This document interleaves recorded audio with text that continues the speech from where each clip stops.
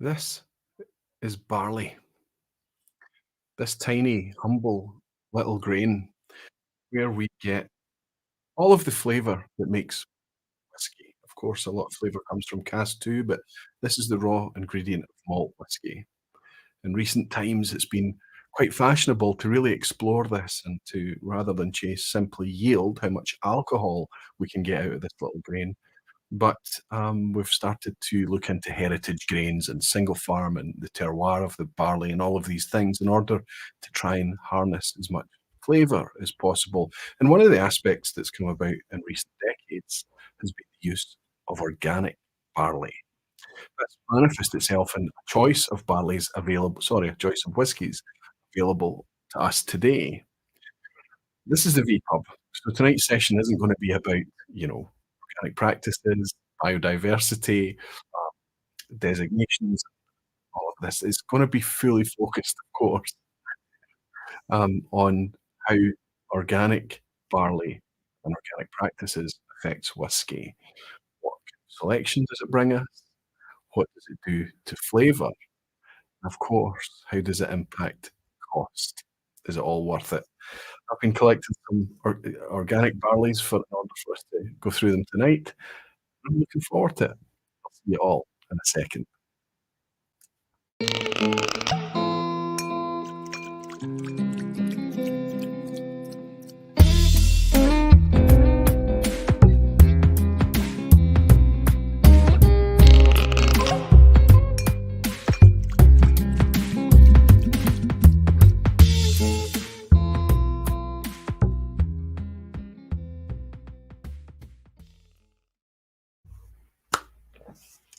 Hello, whiskey folk. Hello, everyone. Welcome to the vPub. Welcome to another Thursday night. Welcome to a topic that I've been playing with for a long time, but just never kind of got around to it for a couple of reasons. And that is, I kind of felt like I was out of my depth a little bit. I don't really feel like I'm in a position to talk about organic practices, about organic farming, or organic barley, or whatever. But then I realized as time went on that, there's more whiskies becoming available. It seems like a valid thing to talk about. And does it really matter? Because I honestly don't believe that the majority of whiskey botherers, whiskey folk, whiskey enthusiasts, whiskey geeks would really have that much knowledge about organic barley and what it actually means and what it does to the whiskey and things. I think they're only in it potentially for a nice new take on Scotch whiskey or whatever whiskey it might be. So I've not actually got round to it very recently. I collected another couple of bottles that I'll certainly be using tonight in order to share with you. I've got 6 bottles here. I'm going to use them to compare against, well, at least 3 of them I'll use to compare against something very similar that's not organic.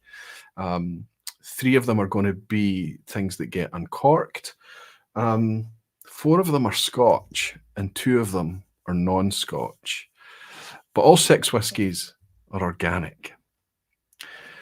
What does that mean to us as whiskey botherers? What does it mean to the selection that's available? Should there be more? Is this enough? And what does it mean to the flavour proposition? And of course, the value proposition in terms of cost, because some of them are certainly not cheap whiskies. That's going to be the topic tonight. I hope that we are able to achieve tonight and somewhere hovering around the 2-hour mark, if possible. I would like to, I've got quite a lot to achieve tomorrow, so it would suit me to bring it to a neat, I don't know, somewhere around the back of midnight or something like that. But it's the vPub. We're not going to get too caught up on that. If you're picking up on the replay, remember, I've probably had time to go down and give you some timestamps in order for you to skip ahead to the parts that you're most interested in. But if you're here with me live, we do like to relax and just kind of go with the rhythm of it all.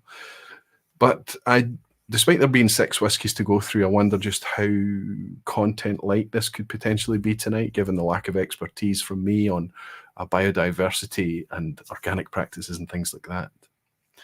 We'll try and get through it in the appropriate time. Let's see if we can make it tonight without my light over my right shoulder failing tonight. There's no whiskies here. As I go through the whiskies with you, I'll place them over there. so it can kind of keep tabs on where what we've explored already. Anyway, before I get into all of that, before I get sipping on some this is a really nice whiskey in the glass tonight. Cheers, cheers everyone, and welcome again. I'm going to do what, of course, I always do. I'm going to jump in to the lounge. I need to pull it up here. Here we are. And welcome some of you beautiful whiskey folk and dedicated barflies. Already had a wee dram in from Stephen Gibson. No comment, just a wee sticker. Nice to have you in, Stephen, and nice of you to buy my wee dram, my friend. Welcome to the vPub. Cheers, Stephen. And your Uncle Vanya is celebrating being a member for 12 months. The swiftest hours drams as they flew barflies. And thank you, and here is to many, many more. Now, your Uncle Vanya is a member of the Barflies, but she's also a member of the Patreoniverse. I should probably explain what that is. Patreon is what funds this channel. The foundation, everything is built inside Patreon, okay? These people are wonderful. They've been with me a long, long time. And every month I hang out with them in a wee quiet Sunday night lock-in session, just patrons and myself. And that's great fun. No theme or anything. We just relax and talk about whiskey and talk about behind-the-scenes stuff on the channel and things. That's how this whole thing exists. The people that support me through YouTube memberships, they're barflies. And by £1.99 a month, €1.99, $1.99, £1.99, whatever it may be, they keep the entire channel completely ad-free. YouTube and Google do not put ads in my videos or bookend my videos. There's no advertising on the vPub. And that's thanks to the barflies. That's how that works. Your Uncle Vanya is a member of the Patreoniverse, so she has chosen not to go inside Patreon to support, but to stay inside the YouTube environment, and she's signed up to a higher tier membership called the Patreoniverse. And it's there for people who don't necessarily want to open a Patreon account or get involved in the Patreon side of things, but want to support at a higher level. The Patreoniverse people inside the Barfly community get an invite to the monthly lock-ins too. I hope that makes sense. Listen, if anybody's got any specific questions about funding, all of that stuff, it does happen from time to time. Just send me a wee message, whiskey@aquavitae.com, or leave a comment under the video and I'll get back to you and let you know all about it. Anyway, your Uncle Vanya, thank you so much for your dram and your support. And Hellswood is saying she's celebrating being a member from 46 months. Thank you all for the wonderful messages. It's wonderful to have Helen back again.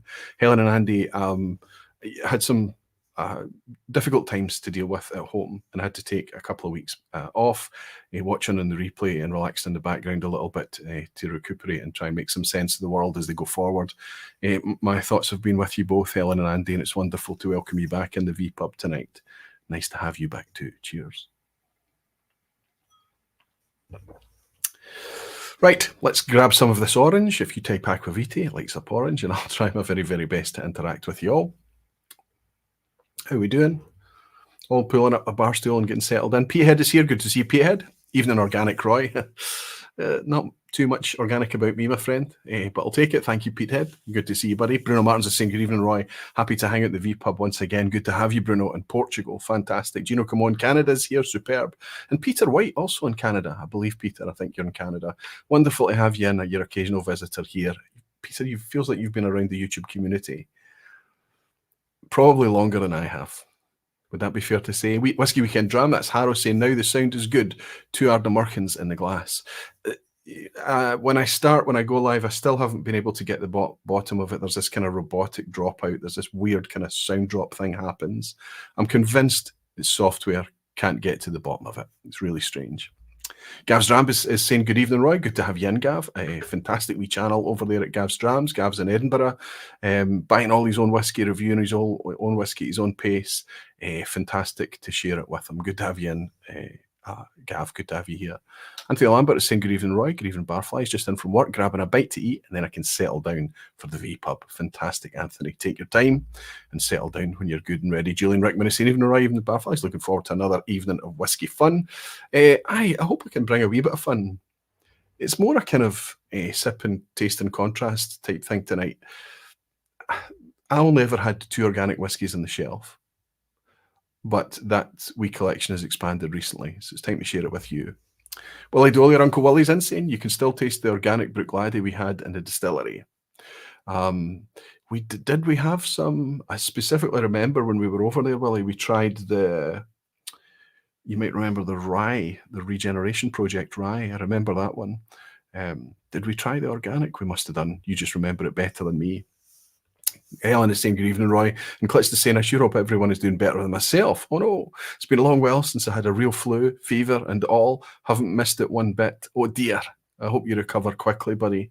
And I hope that leaves you stronger than where you started.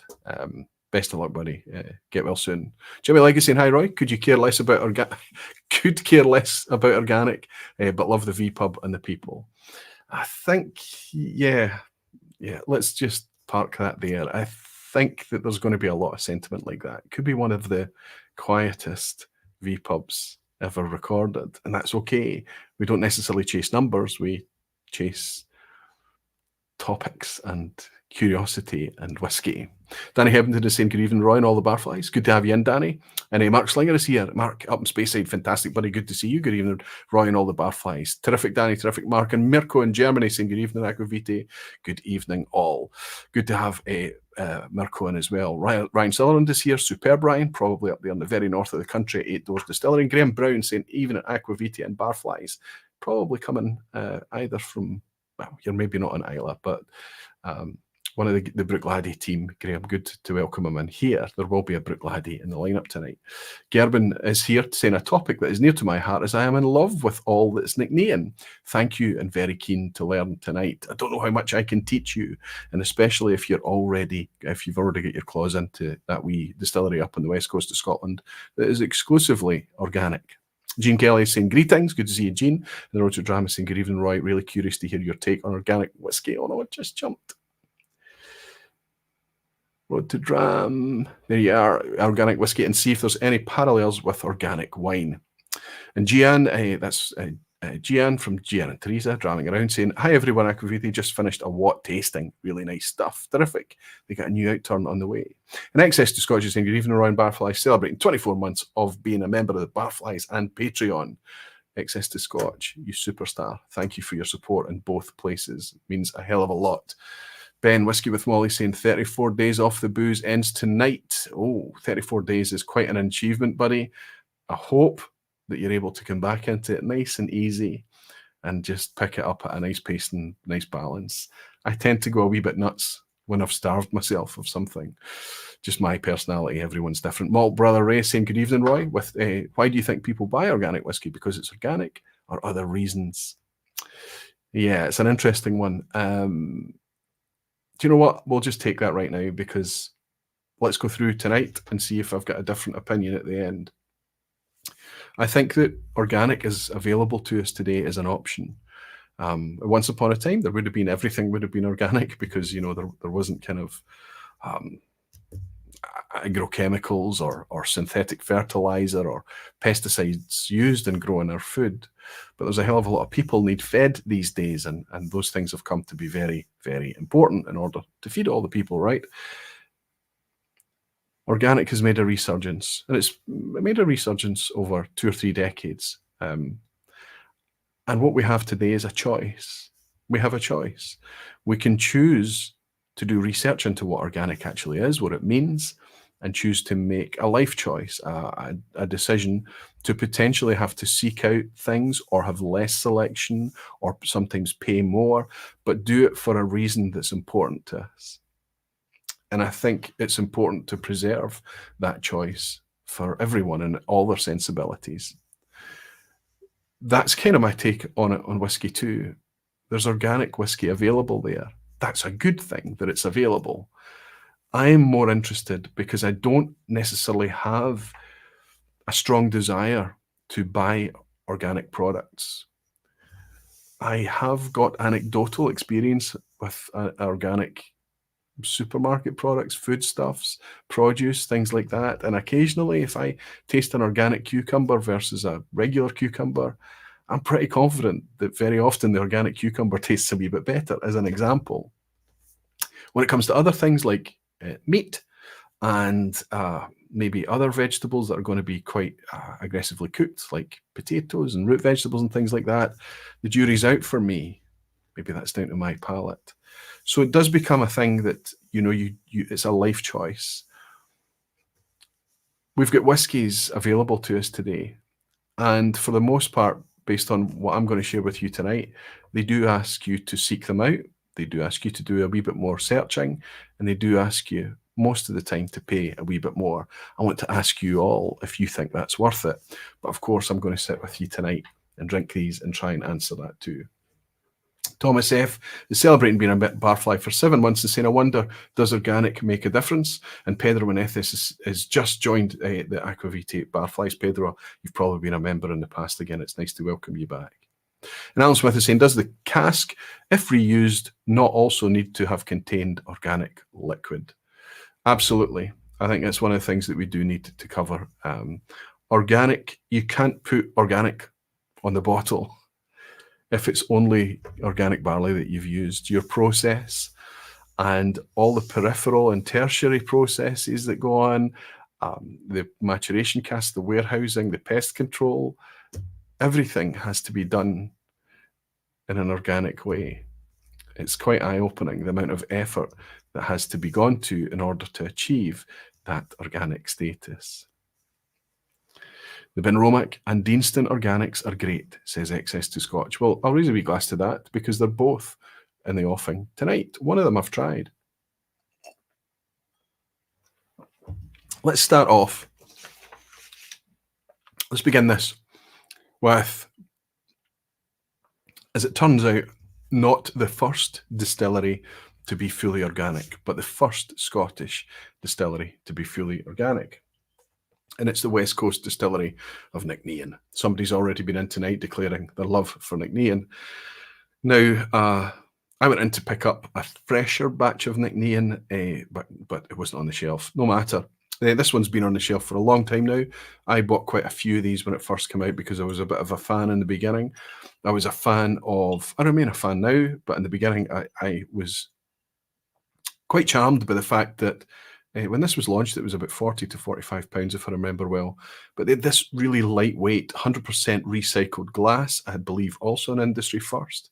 Organic was front and centre here, non-age statement product, but of course a new distillery. It's maybe only 3 or 4 year old whiskey. This is, I'm going back to, I think, 2020 now.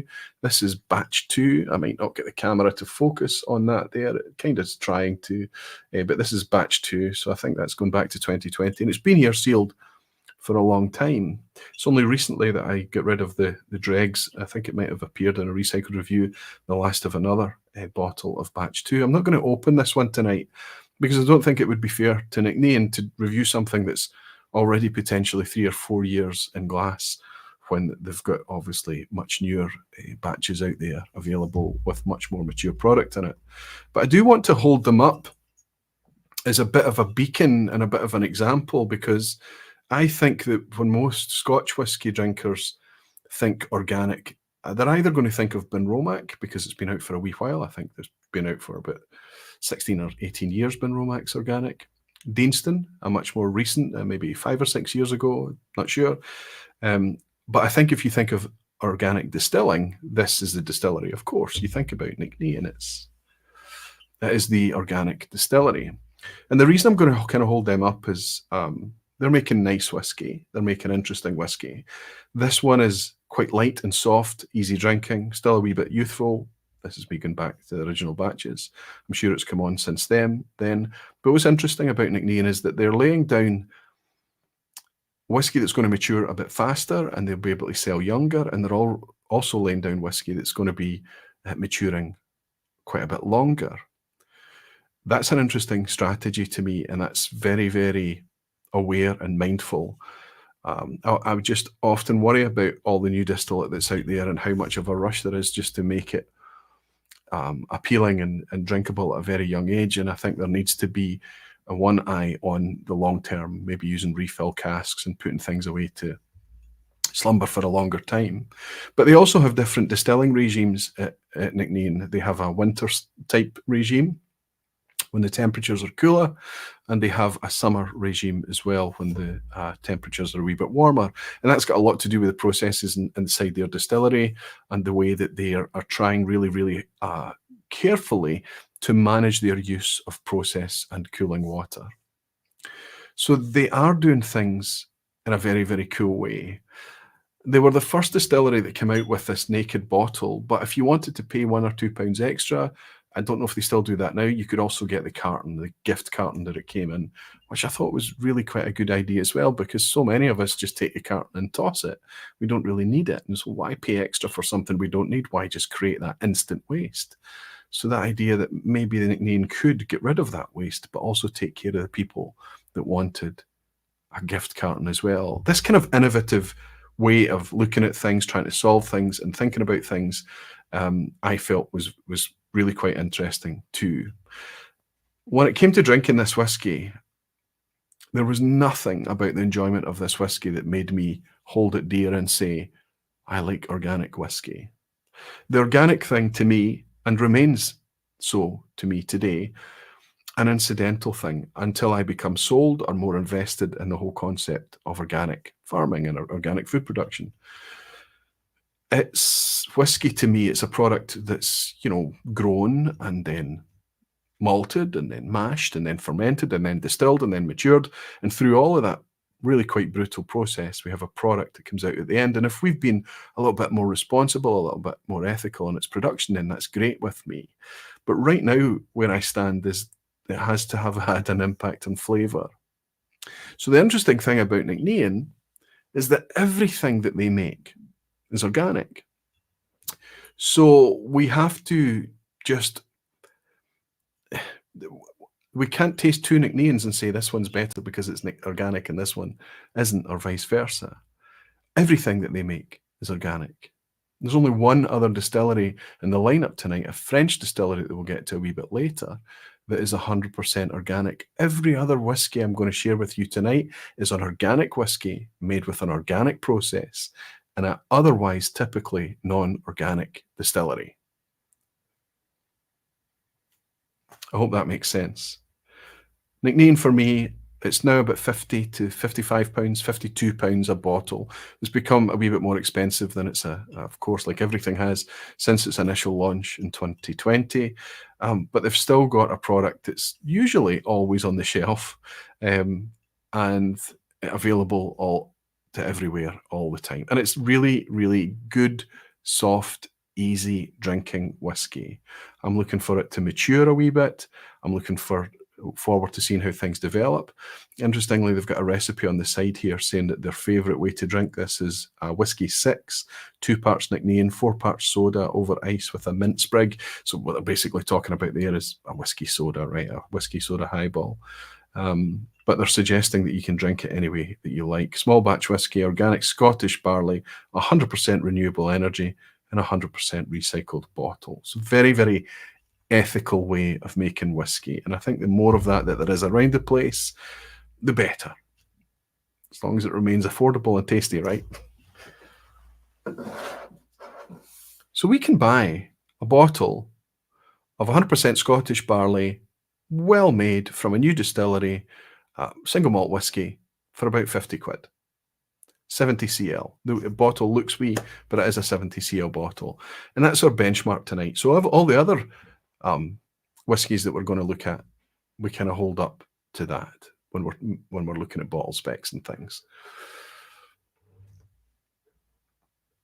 Welsh Toro is Insane Organic rocks, folk. Let's encourage it. It's the modern version of filtered and not filtered.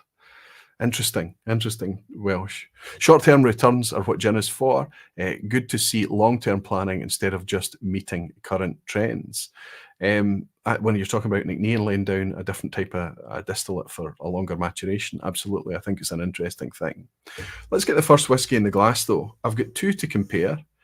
I've got 9 glasses in front of me tonight, and that's because I'm going to be comparing potentially up to 4 whiskies from the same distillery, so that needs 8 glasses, and then a spare just in case I go for another one. So I'll be pouring small quantities tonight. But let's get this one out of the way first. Does anybody recognise that bright blue bottle on top? We're going to go right over to one of our non-Scottish distilleries, but they are kind of making Scotch whiskey. But they're making Irish whiskey. They're double distilled Irish whiskey, and this is, of course, from Waterford. This is an organic release. You can see if it focuses. Please focus, camera. Come on. You can see this. I'm going to tap this so that you can see this. And it says Organic Gaia 1.1. Now there's a newer version. There's a Gaia 2.1, I think it is. They've called it now. It's out roughly about the same price that I paid for this. A much newer version of it. I've had this on the shelf for a couple of years, and it's about halfway down. I've quite enjoyed my time with this whiskey. I think of the Waterfords I've tried, I think I picked quite well of the original selection that was available and kind of enjoyed my time with it. I can't say for sure whether I enjoyed my time with it because it was organic. However, let me give you my take on it and why I don't have the 2.1 or in fact much in the way of newer Waterford whatsoever.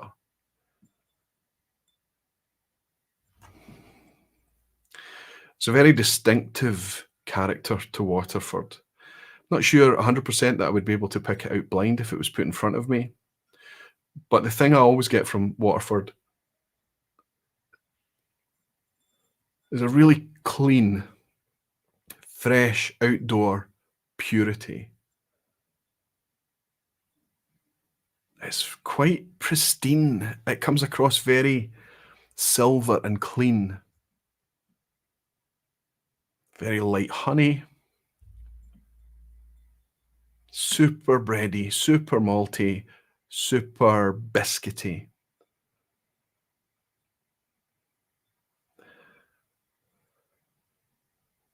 You're drawn to almost every note that pops into your brain and flashes in front of your brain is almost always going to be spirit, character type notes that you're getting out of it. If you search for a wee bit of butter, toffee, caramel notes, things that could potentially come from the cask, in fact, oakiness, tannins from the cask. Yeah, maybe hints. Very, very, very light hints. It's quite a pale whiskey too. It looks quite dark on the camera tonight, but it's actually quite pale. But just very, very clean. This is a decent ABV on this at 50% ABV. Cheers, everyone.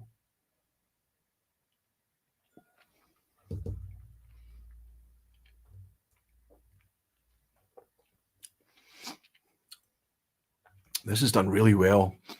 Being open with a lot of headspace in that bottle for a long time. I think it's softened a little bit. I've got this lovely creamy butter-like mouthfeel. A lot of white pepper spice. A little bit of clean green chili heat. Almost like a mustard seed element to it. But just clean. And just a very nice, round.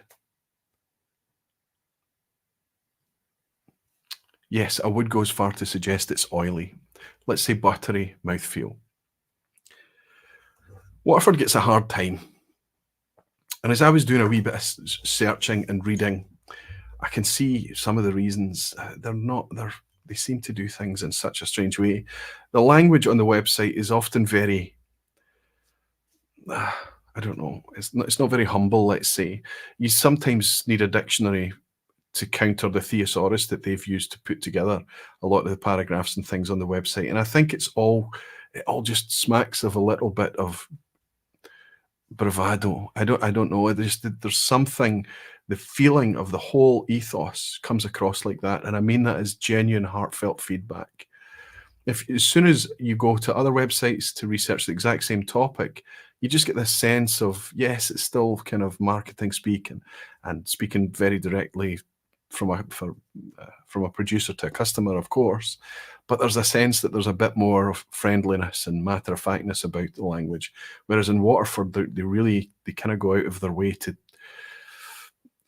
use very, very interesting language and descriptors and things. They call their one of the passages I read referred to their distillery as being like a Formula One team. It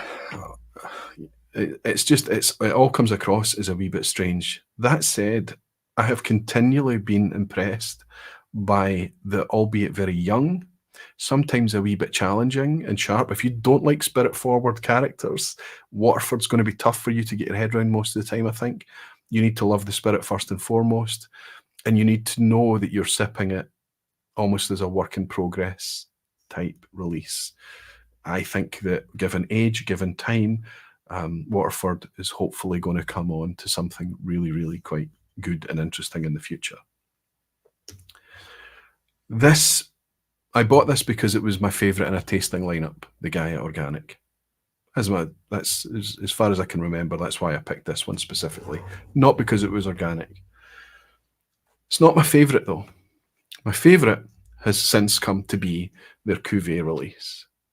And that makes sense because Waterford has always set themselves up to have the ability to take all of these various single farm, very, very specific distillates in order to make a flavour. I've just always forget how to open Waterford, but it's not easy to pull off like traditional cork. But if you just push it with your thumb, don't want glass flying along, it pops off quite easy. So let's pour a wee touch of the Cuvée, because what they've done is they've taken all of this distillate and they've essentially played a game of master blender to take whatever flavour profiles they've been able to curate from distilling all of these individual distillates and build up this Cuvée, this single malt. Well, it's just a vatting like every other large-scale single malt that's released, of course, but they're calling it Cuvée. Lots of the language around Waterford, lots of the culture has kind of got a bit of a nod to winemaking, of course, because of the people involved, not least Mark Renée himself. Okay, a lot more cask type notes. This is sweeter immediately. The honey's darker, dark Manuka honey, that type of thing. There is a wee bit of oak tannin type notes from this, and even a wee bit of oak wood polish. The fruit is still there. It's still quite bright, orchard fruit, a little bit of citrus. But altogether, it's just that kind of more filled out, more kind of,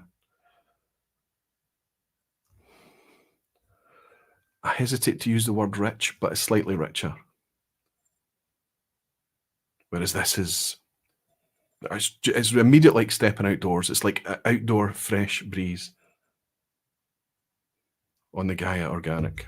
Let's have a wee go. I'm looking not so much for mouthfeel, sorry, for flavour here, but for mouthfeel.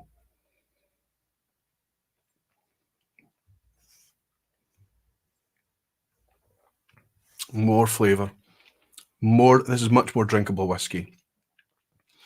The ABV feels softer. It's the exact same, 50% ABV, maybe a wee bit of maturity, just softening things out there. Still lots of spice on the finish, still lots of prickle, still a wee bit of heat. Similar to the first one, but just more flavour here. As you would expect, a much more crafted whiskey. However, if you plug Waterford into any online search retailer, any search bar on any retailer site, if you go into your local specialist, there's just this block of blue bottles there. And there's maybe different color labeling and things like that, but essentially they all look kind of very, very similar, maybe with a different colored cap on it and things. And it's difficult to know where to start or begin. I think Waterford have just come at it so hard and flooded the market with so much choice and so much confusion that it's really, really difficult. And the problem, almost every bottle is like 70 quid. I looked at the prices of their organic, between 73 and 78 quid. Some are cheaper than that. There are some in the 60s, depending on where you go. Everything from Waterford is expensive.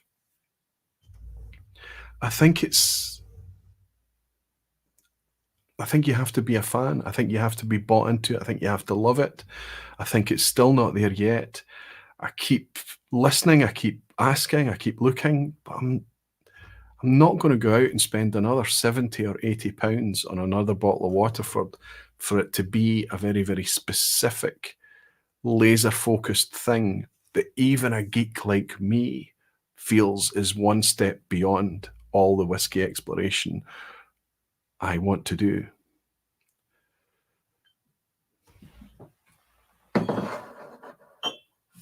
I'll leave you with that thought, though. I picked this Gaia Organic out of a lineup. I've continually been drawn to the Gaia Organic, and I think it's because of the butteriness. I think it's because of the oiliness. I think it's because of the purity, and I think it's because of texture. I think that's what's drawing me to enjoying this whiskey. I'm a bit of a texture junkie. If I've got a mouth coating thing, if I've got a clinging thing, an oiliness or an effervescence or something that's more than flavour, if there's something that communicates with me on a texture level as well, I tend to enjoy it. I tend to like it. What's the community feel on Waterford? Have I been a wee bit harsh there? Hoyt is saying SMWS are masters of colourful synonyms and metaphors. Aye, they are. It's part of their gig, absolutely, Hoyt. And Martin Fielder is saying, but how long do we have to keep trying Waterford? $100 to get a value whiskey. Yeah, I think the language from Waterford, Martin, has always been that the price would probably not come down very much.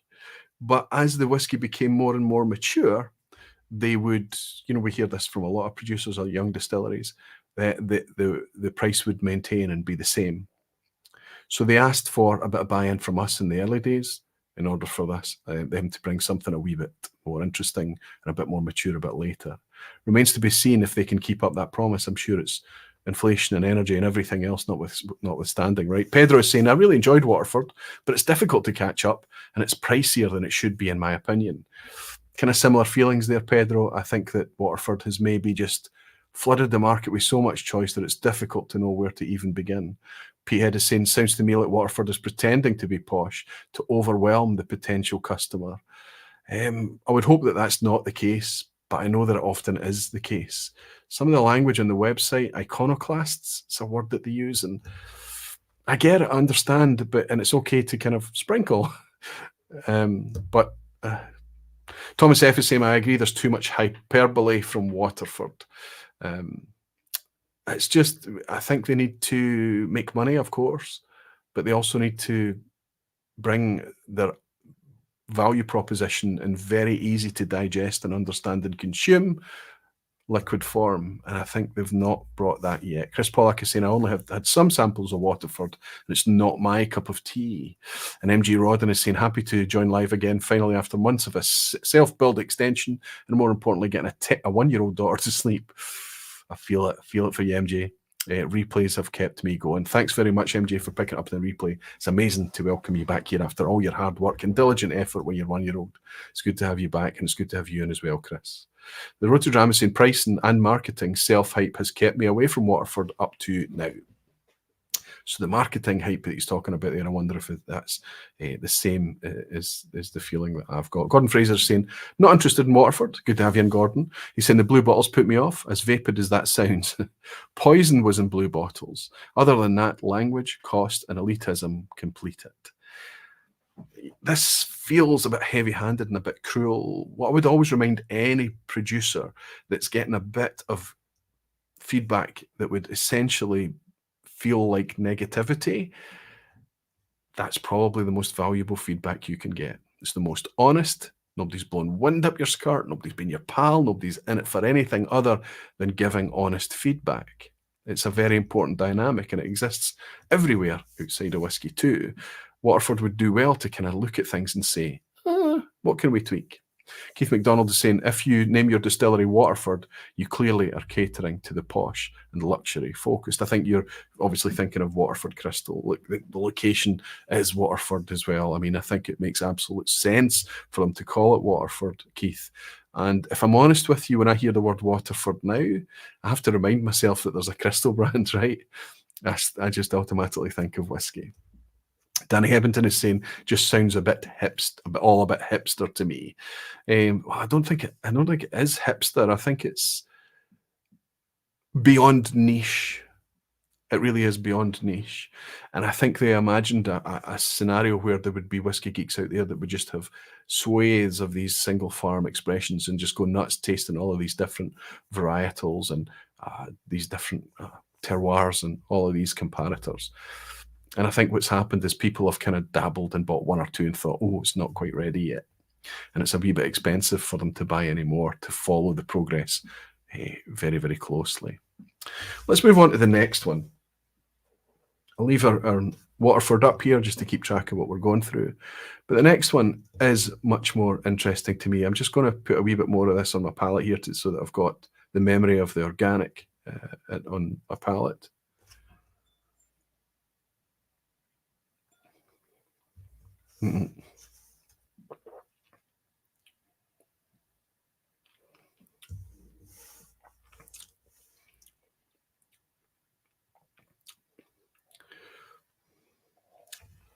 If I'm in a certain mood, that's the type of whiskey I would potentially look for and reach for.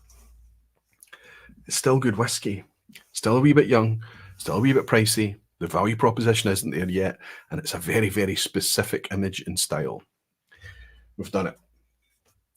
Let's move over to Islay. There is a bit of an association here because we're going from Waterford back to Bruichladdich, and of course, Mark Rainey was the guy, or one of the guys in charge of bringing Bruichladdich back from the ashes.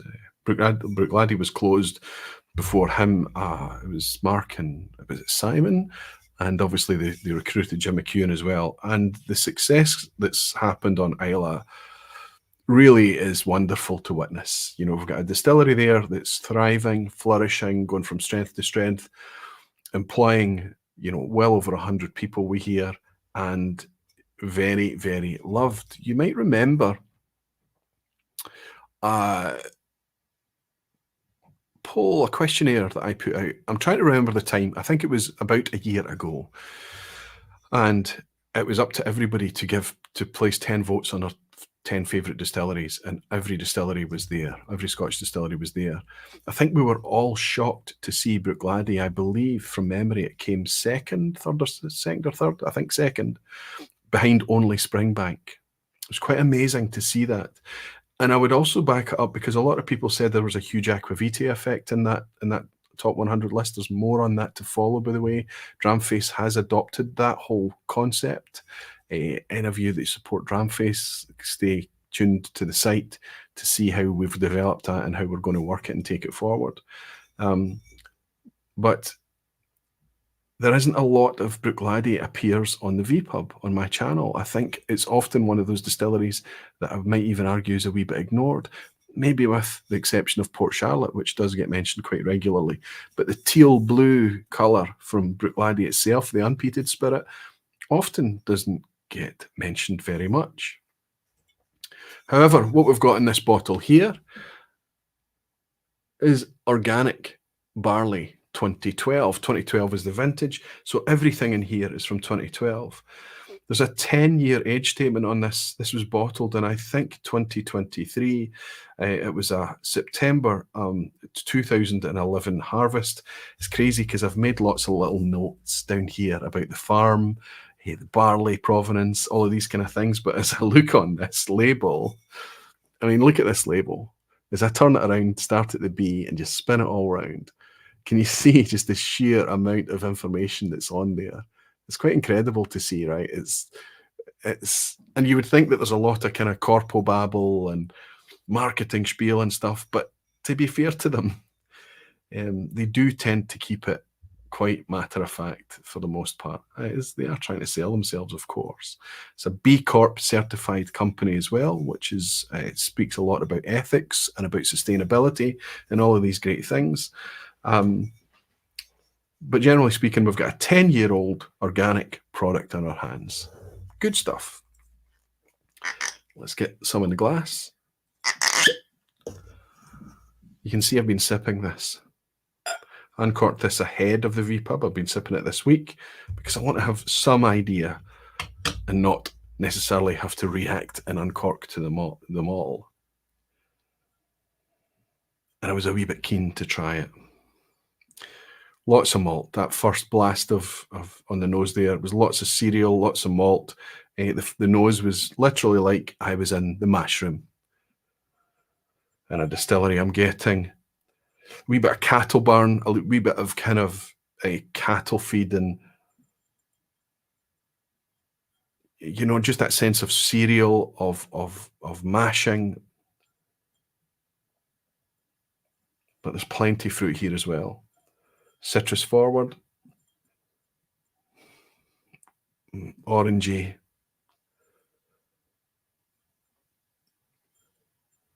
maybe a wee bit nutty. I didn't get any nuttiness on this. Taking notes. Cheers, everyone. Bruichladdich Organic.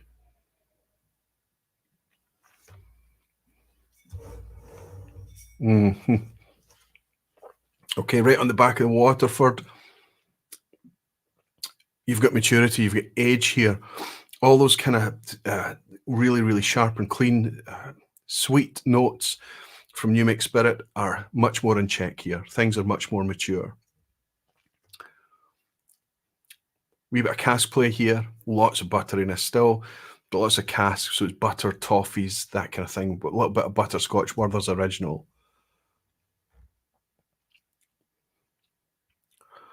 Wee bit of green, wee bit of eucalyptus.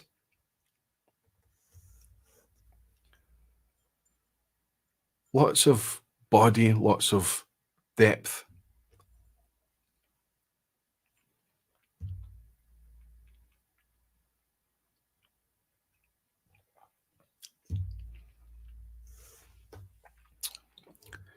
Peeling a clementine or something, that sweet orange oil, sweet citrus, nicely spiced, cracked black pepper, that type of thing.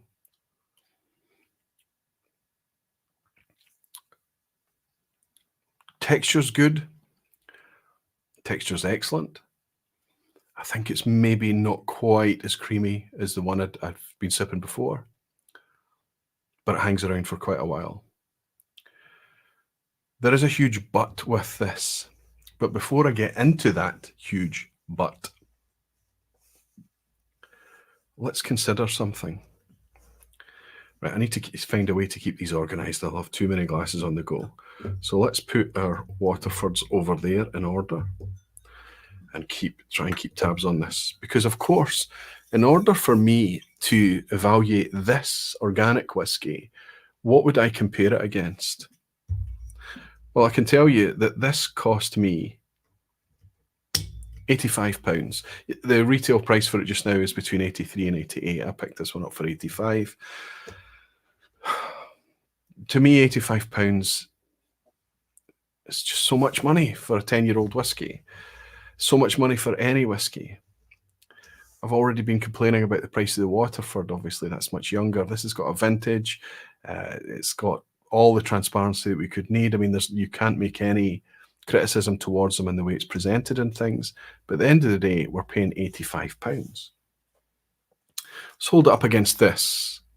Now, I know what you're going to say. You know, you're holding it up against, one of the most ubiquitous Islay whiskies today, the classic laddie from Bruichladdich.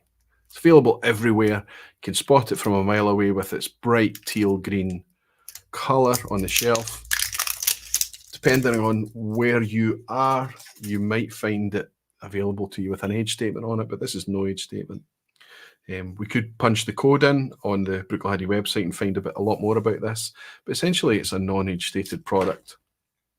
It's not stopped anyone or any of the fans falling in love with this stuff. It does very, very well amongst the community. And recently, I paid 50 quid for this recently, £50 in my local retailer in Glasgow. But I have seen it on the shelf in supermarkets, ridiculously low prices, too cheap, honestly, well into the 30s. And I've also seen it online, discounted heavily down into the 30s as well. It's up to Bruichladdich, it's up to what they do, and it's up to how they sell and how they get their volume and whatever. But I wonder if they're actually making any money when it's sold that cheaply. I sincerely hope that they are. Anyway, this is a whiskey to me that 5 years ago, I was quite happy to ignore. There was sometimes an age statement on it. The batch variation was part of it. Yes, it went up and down and up and down. Generally, when it went to no age statement, I did feel that there was sometimes a bit of lightness, a bit of sharpness, I just didn't always enjoy my time with it. but I have to say, it's very rare for me to not have this colour on the shelf. There's usually always a bottle of the Classic Laddie kicking around in some shape or other. I was surprised recently that I had to go out and pick up a bottle for this comparison. It's usually always there. Such is the nature of, it's just one of the most iconic Scotch whiskies, quite honestly speaking. In the modern day, anyway.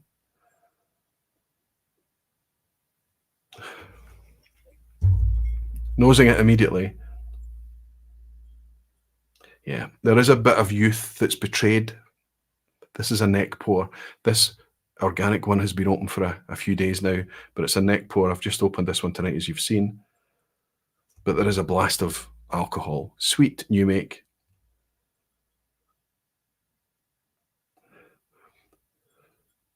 Before, honestly, I get down to so similar notes.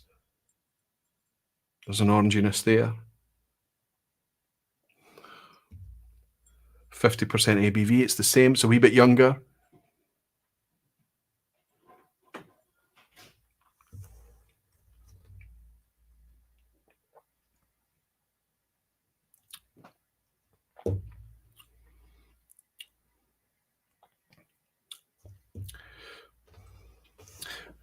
I like spirit forward whiskies. We know this. It's something I have to be very clear. So when I'm analysing a whiskey and I'm sharing a whiskey with you, and when I'm getting excited about a whiskey, when I talk about kind of more clean spirit forward whiskies, that is kind of what I enjoy. It's the whiskies I feel that are moreish, that make me want to go back for some more. It's the type of style of whiskey that puts me in the mood to even sip whiskey. I love bold and rich and heavy and dark fruit and sherry and all of these things. I love it, but I have to be in the mood for those things. This is a style of whiskey that I can just pick up and enjoy. That wee sip, despite it being a neck pour, despite me getting that blast of new making things, that wee sip is much better than I had any right expecting out of that wee Classic Laddie.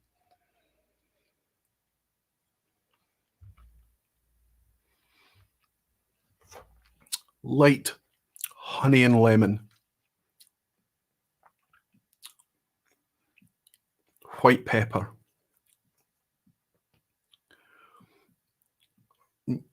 all the texture is there. Just being presented at 50% ABV makes such a difference. Yes, I could grab my wee water dropper and I could put a bit of water into things like that. I'm not going to dwell and spend all night analysing. I'm just trying to give you a comparison here.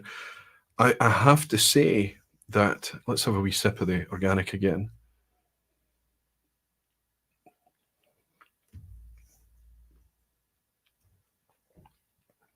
Tobacco, dryness, a wee bit of acidity coming in. There's maturity, there's more on the organic. There's more depth to it. There's more. I'd argue maybe there's a wee bit more complexity there as well. Possibly.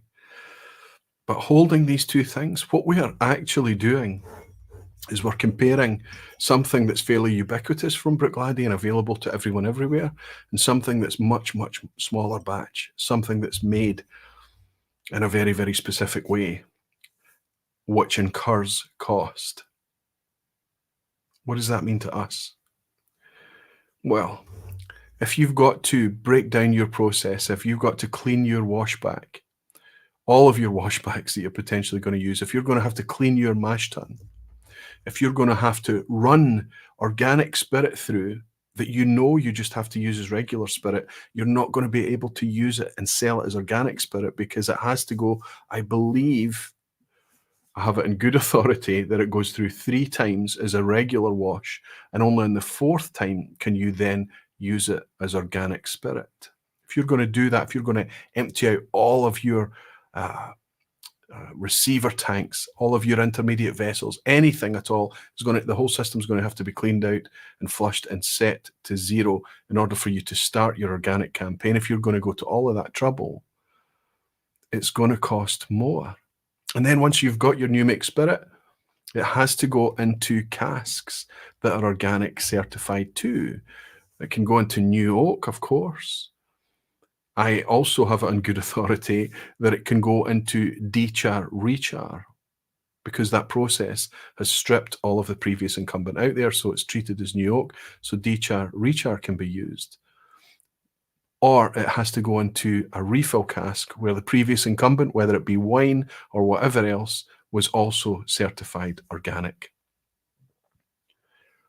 Those casks are specialist. Those casks are not ubiquitous. They're not available everywhere, and they are therefore, of course, more expensive.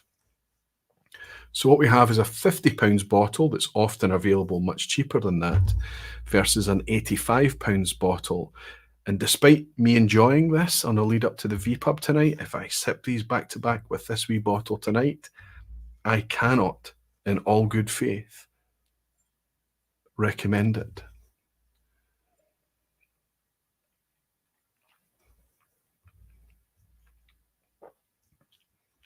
It's good whiskey.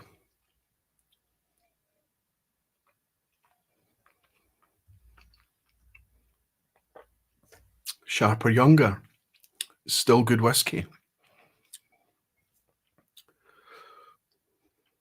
Very, very interesting. So similar, so crazily similar.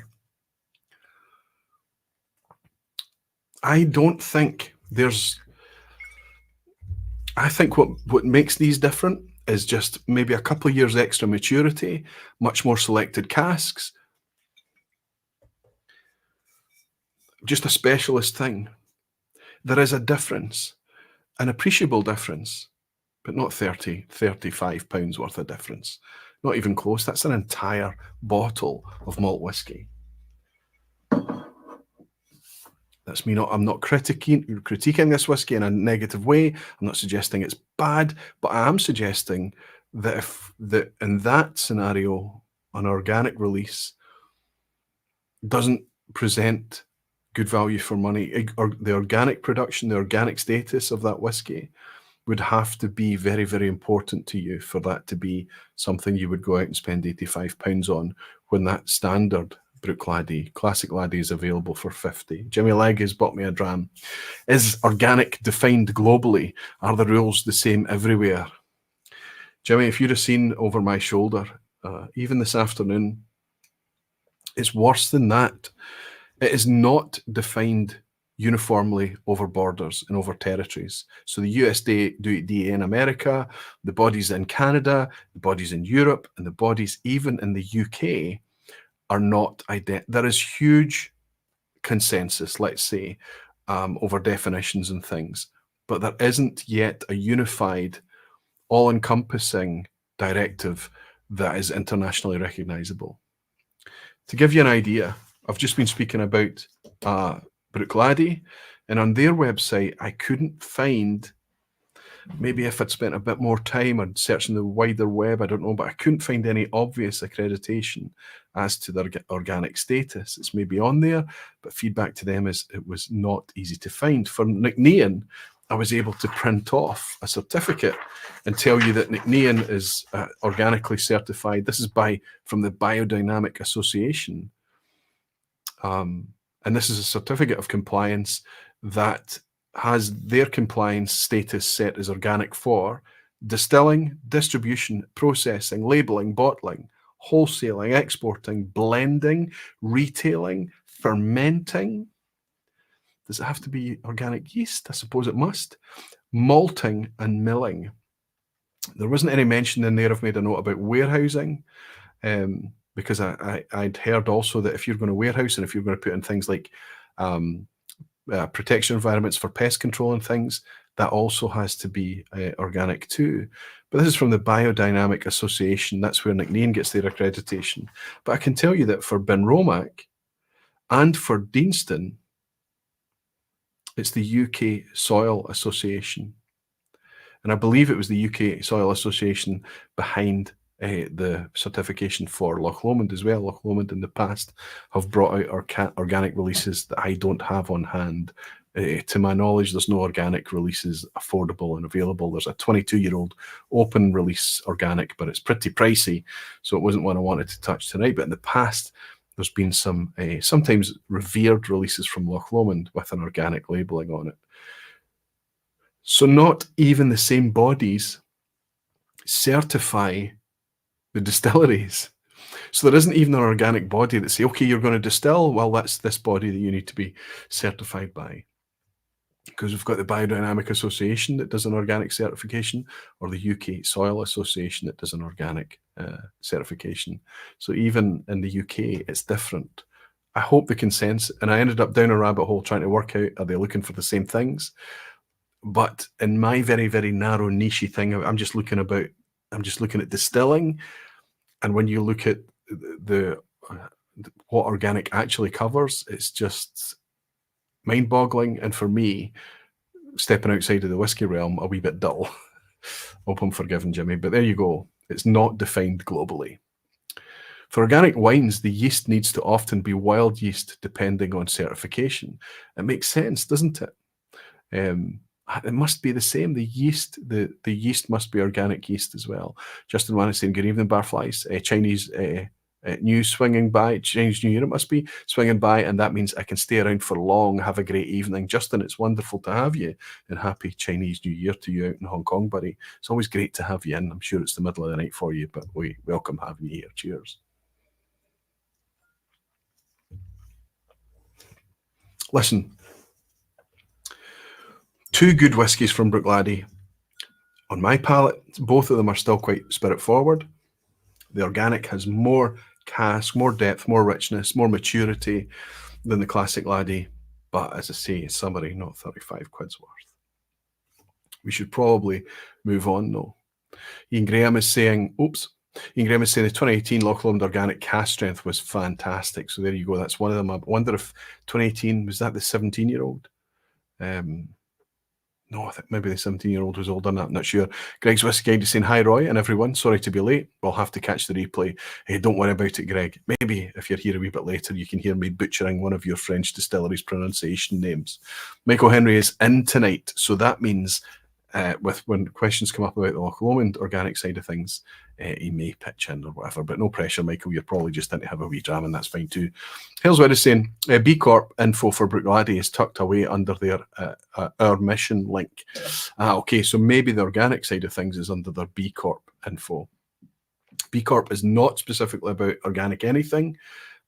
B Corp is a much wider perspective, talking about social responsibility and sustainability, human resources, all of those great things. Michael Henry is in the chat helping to define.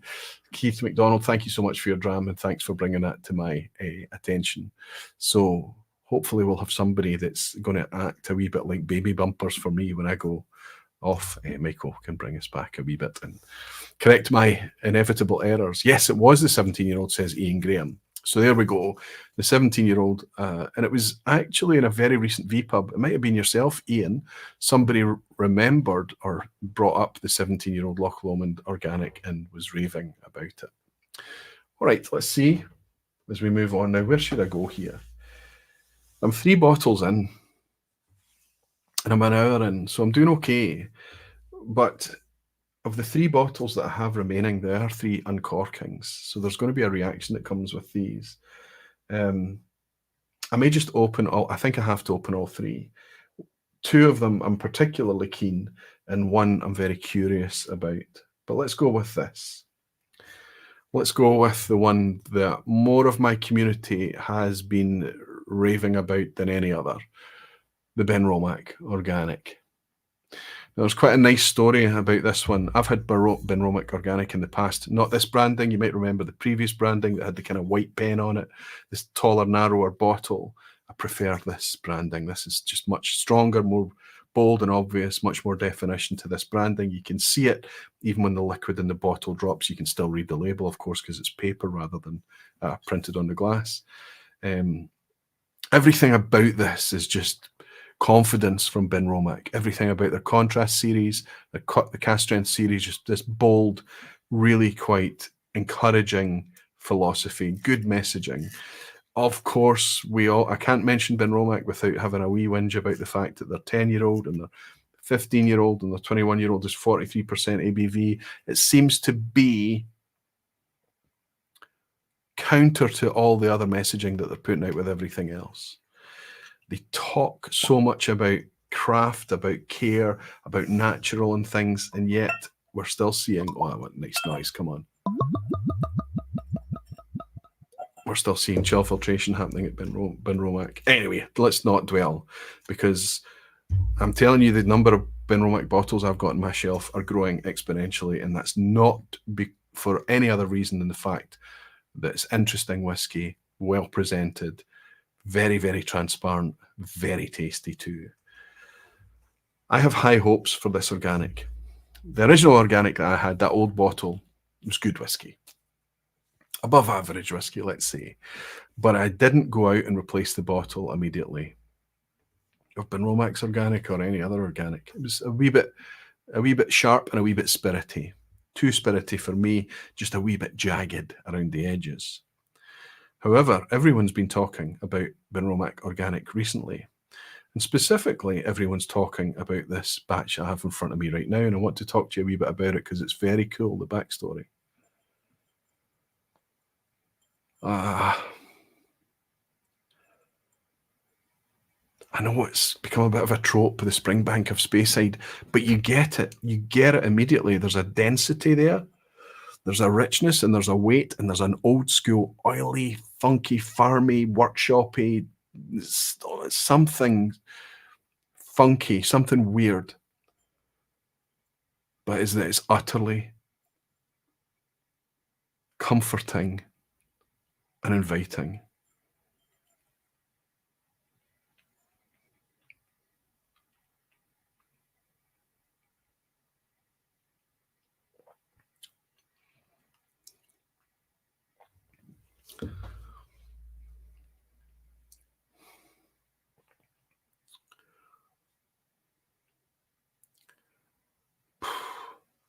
Fabulous whiskey.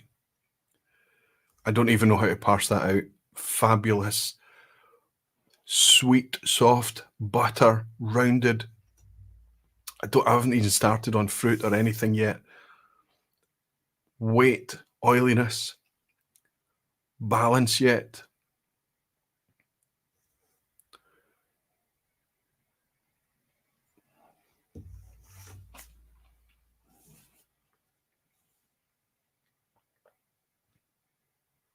Amazing whiskey. Amazing. Maybe the best Benromach. First sip I can even recall. Neck pour, I've just peeled the foil in front of you. You know that it's a neck pour. You've seen me pour it. You can't judge a bottle. You can't have your entire opinion based on a neck pour. But when a neck pour is that good, this is specifically, and I need to dwell on this because it's important to anyone that's watching tonight, and I hope that the camera focuses. See down here in the gold, distilled 2014, bottled 2023. Now there is an age statement on there as well. You can see just in the small writing above it, it says aged 9 years in oak casks. It says non-chill filtered up the side. I think it does mention somewhere that the colour is natural too. I'm not 100% sure. Let's see what these tasting notes say. Fully UK Soil Association accredited, Benromach is matured in virgin American oak and gives sweet malty notes with creamy pepper, banana, coffee, and cocoa flavours. Banana, coffee, cocoa. Okay, yes.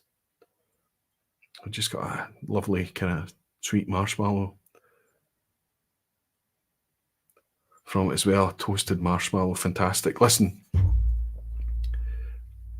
this is specific to this 2014 vintage because there's a really cool video, and it's Keith Cruikshanks, who's the distillery manager, whose signature's on the bottle typically. Yeah, it's his signature that's on the bottle here. And he's in a field with a school pal, and they are drinking this whiskey. And they planted it in the field. So it's single farm barley. They planted it in there with a friend he knew from school who's an organic farmer. And they grew this barley together. And this is them finally bottling it. I need to listen to my community. I need to listen to you more, because in recent times, on recent vPubs, the amount of people, direct messages as well, through Patreon, through everywhere, people have been saying the latest Benromach. I say, oh, yeah, they're organic. Yeah, I get it. The contrasts are doing great things. and people are saying, no, it's different.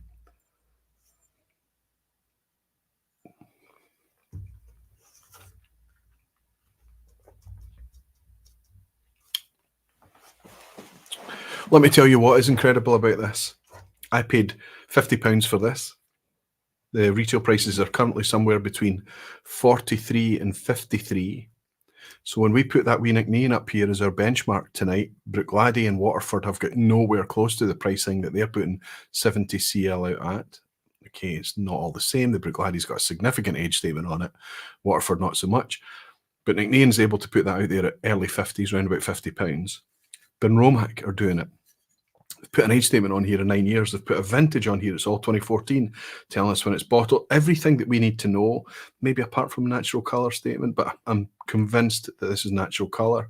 It's also matured, as you know, in virgin oak casks, which suggests that it would be natural colour. Don't be put off by that virgin oak, 9 years in virgin oak. That is not off-putting. There's no overly sweet, overly coconutty, caramelly, super bourbon-style notes. This is Scotch whisky. The cask somehow is not overpowering here.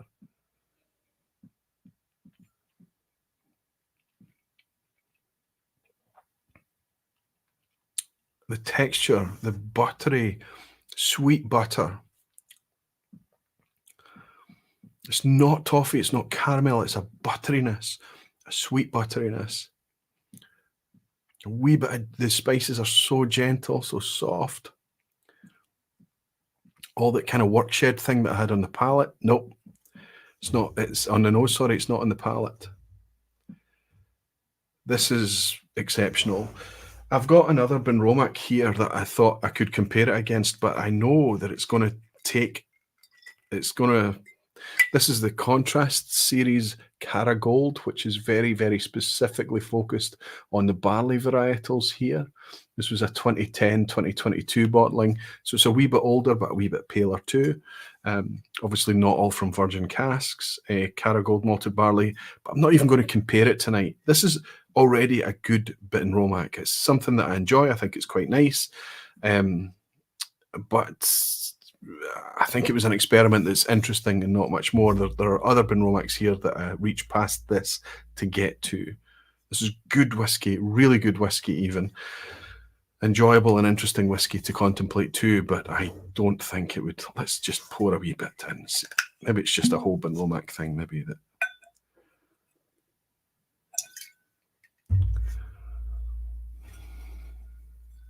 Lemony, lighter. Let's get the glass coated, get as much aroma float around that glass as we can. Yeah, lemony, lemon bonbons, a bit of eucalyptus, a bit of cough, sweet, you know, locket, lozenges, that kind of thing. Doesn't have that all that sweet, bold, that kind of a wee bit of the Benromach funk.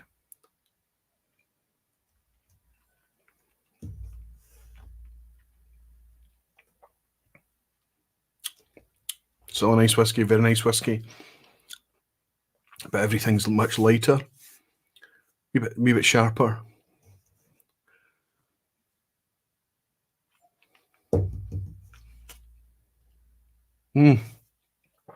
Oh my goodness. We're in February, very early February, and I'm not kidding you. We have a contender for Whiskey of the Year already. This is something I need to remember. And what's amazing about this is that despite me paying £50 for this was available in certain retailers for much, much cheaper than that. That's amazing. Sorry, I didn't expect that to be anything quite like that. That's just a fantastic whiskey for that price.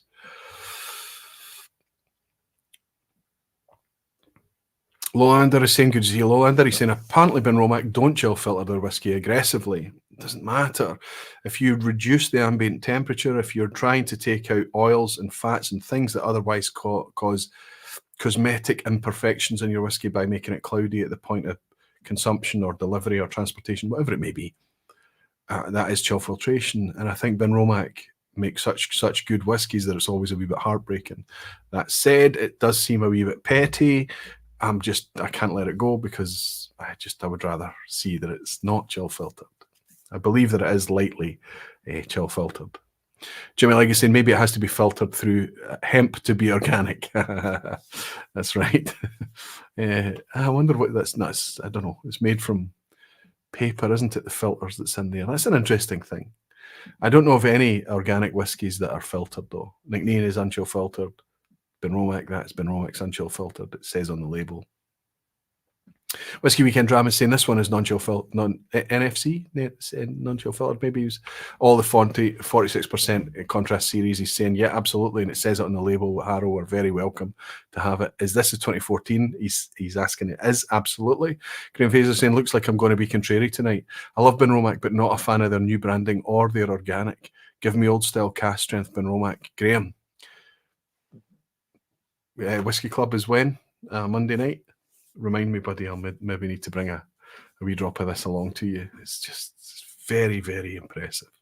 Geordie V, good to see Geordie. Waterford, stayed next door to the distillery. It was Saturday. They were closed, but the warehouse smelled amazing. Terrific. Again, Graham is saying, when did your Benromach versus Glengarry comparison 2 weeks ago? When you did your Benromach versus Glengarry comparison 2 weeks ago, sorry, it would have been interesting to use the contrasts organic, not the 10-year-old. I hear you, Ian. And I think that was at the point where a lot of people in the chat were saying, you need to try the organic, you need to try the organic. Brian Stormont is saying, 100% agree on a Benromach Contrast Organic. I have been nursing it. It's so good. A fantastic whiskey, as you rightly said. This is just the neck pour as well, Brian. It's amazing. Jimmy Legacy saying, any Benromach at highest strength has always been fantastic. Never had one I didn't love. Excellent, Jimmy. I think this is a step up. It's interesting because this is why I'm doing this vPub tonight. Is that step up because it's the 2014 vintage from that very, very specific farm? Is it because it's organic? Do I care? I still haven't opened my bottle of Cara Gold, says Justin Wan. Excuse me. And it's been 14 months since I visited. Did you buy it when you were here, Justin? Wow. 14 months ago. Graham Fraser says, sounds interesting, Roy. Aye, it is interesting, Graham. Black Fenris saying, old versions of Benromach Organic were only 43%, so presumably chill filtered. They would have been Black Fen. You're absolutely spot on, Conrad. You nailed it. The original narrow bottle of Benromach Contrasts, it wasn't Contrasts back then, it was just Benromach Organic, would have been 43%. That is no doubt helping what's going on here. Danny is in. Danny, my friend, you've been around for a long time, and it's magic to welcome you back into the vPub. How's life in Kearney, New Jersey? Are you still there? That's a revelation. Look, there's the telltale, the enjoyment here. Just how much I've been enjoying that. If I pour another whiskey tonight, so far, that is, it'll be in this glass for that Benromach. Quite amazing. So much flavour. That's when whiskey's exciting, when you discover something like that. Really. Justin Wanston, you picked it up for me along with the Ardnamurchan Madeira and brought it to the airport when I arrived. You're a superstar, Roy. Amazing, Justin. I forget that I can do superstar things occasionally. Matt Horsham is saying I made it. Benromach, one of my favourites. 100 proof was my pick when I had it. Not got around to trying the organic yet. Matt Horsham, if you're going anywhere else other than the cast strength, which we all love, I recommend that 2014 organic. I might need to grab a wee backup bottle for that one. It bodes well for the Benromach future. Well, let's roll forward. There's still 2 more bottles to go, and there's one I'm very, very particularly excited about. There's a wee Deanston in this, a wee distillery, called Deanston in the Southern Highlands that I happen to like quite a lot.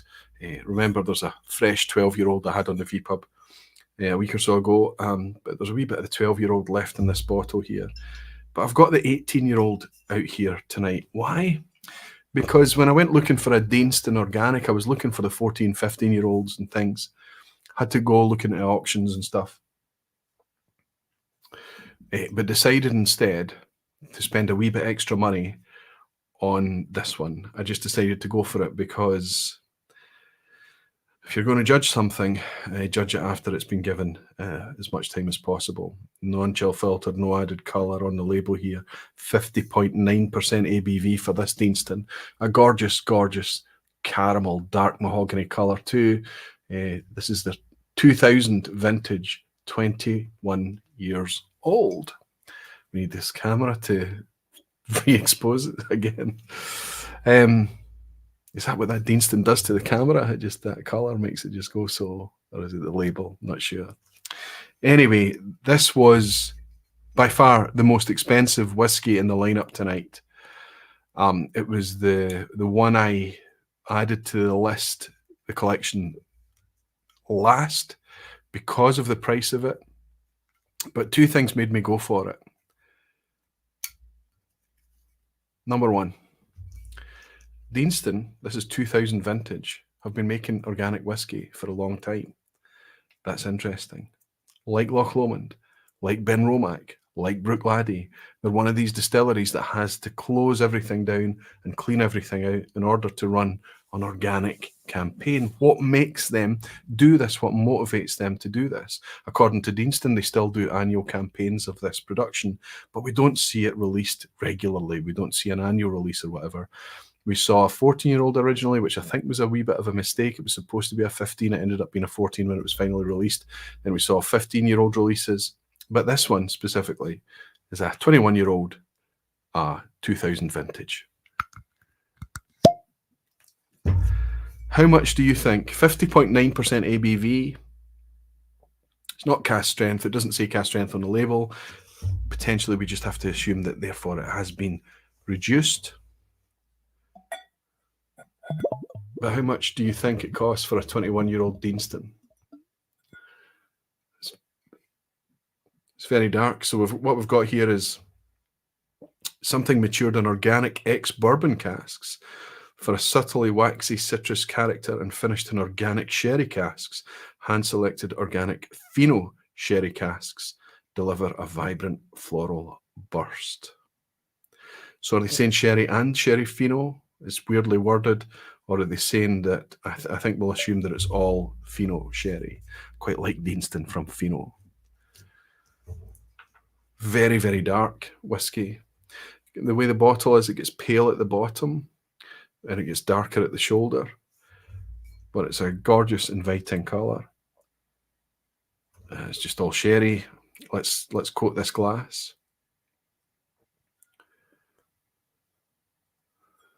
Might need to leave this 21-year-old to breathe just for a wee minute or so. What do you think? Whiskey with Molly saying Benromach Organic is £38 on Drambusters currently, reduced from 50. That was one of the sites.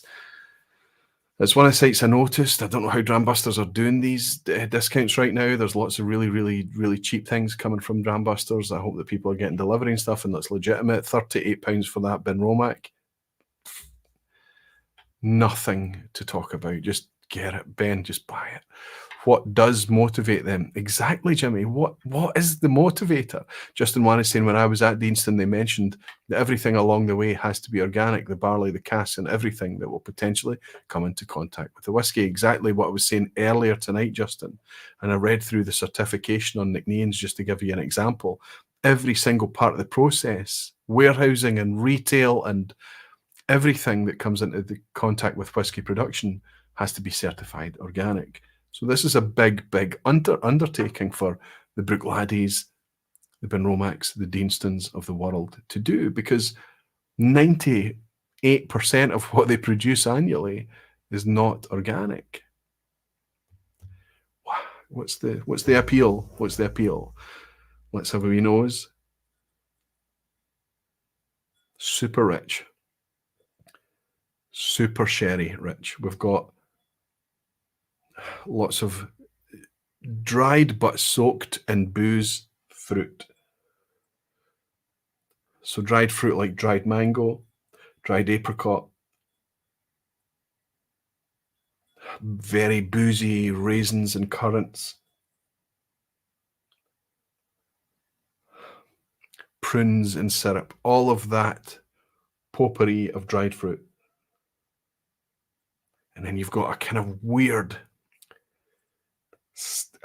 spearmint, milk chocolate spearmint type, maybe soft mint green thing. So all the kind of toffee, caramel, buttery, you know, all of those kind of maybe cast notes that I've been pulling out tonight.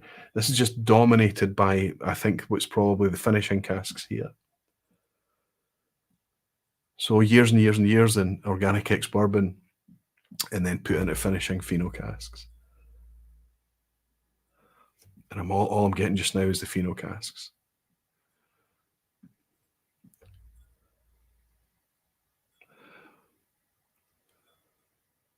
I'm looking further beyond. Sometimes you'll get the, you know, a kind of leathery, a kind of, but there is maybe a bit of sweet tobacco, that kind of thing, but not much in the way of leather, not much in the way of maybe old wood. But it's quite bright and fresh. Fruit is a predominant thing here, fruit. And that weird kind of lime green, bright spearmint. I don't know. If I was to sitting down with this for an hour or 2 hours and making proper notes, I could put something together. It would be much easier to convey what this is. But when I'm doing this live in front of you, it's awkward at times, and you just have to go with whatever appears. All right, let's have a wee sip. Cheers, everyone. 2000, that was a long time ago, right?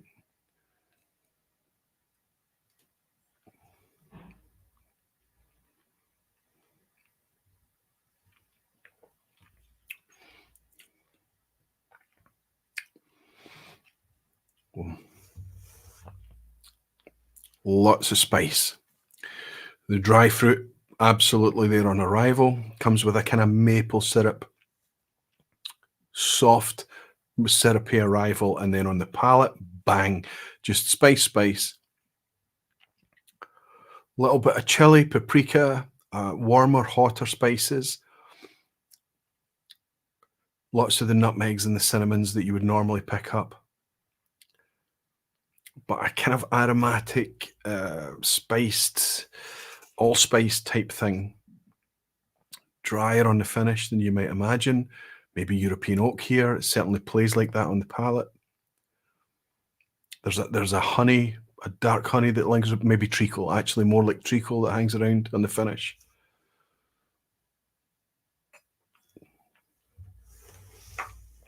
Now I need to share with you the price for this one. This is good whiskey. This is good whiskey. There are very specific people that come to my house that I could pour this for, and they'll go, right up their street. Sweet sherry, but quite bright, not really dark and dirty sherry. This is quite bright, dried fruit, top note heavy sherry whiskey, I would say. I know the type of people that would love it. What part of this experience that I'm having right now is organic? I don't know.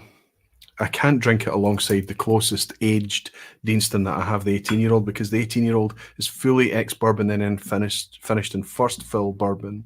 The 12-year-old is a similar thing, but much younger, that I don't really have much in the way of sherry Deanston on the shelf right now. Nothing to compare this with. So I'll go on just what I know about Deanston and nothing more. On first approach, this is a very good whiskey. This is a very good 21-year-old whiskey. It's a very good 21-year-old Fino finish whiskey. Bit heavy-handed on the Fino, maybe. I don't know. I don't know what the bourbon was like before it went into the Fino, right?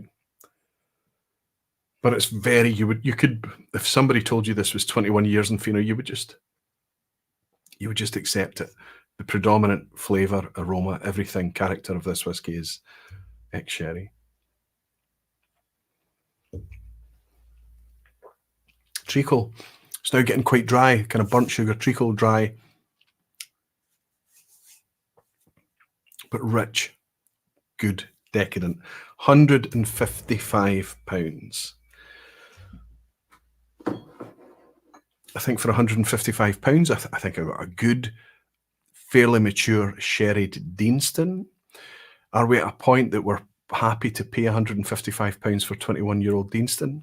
Fully natural presentation. The label tells us it's natural colour, it's non-chill filtered, gives us an age statement, it gives us a vintage, tells us that it's organic.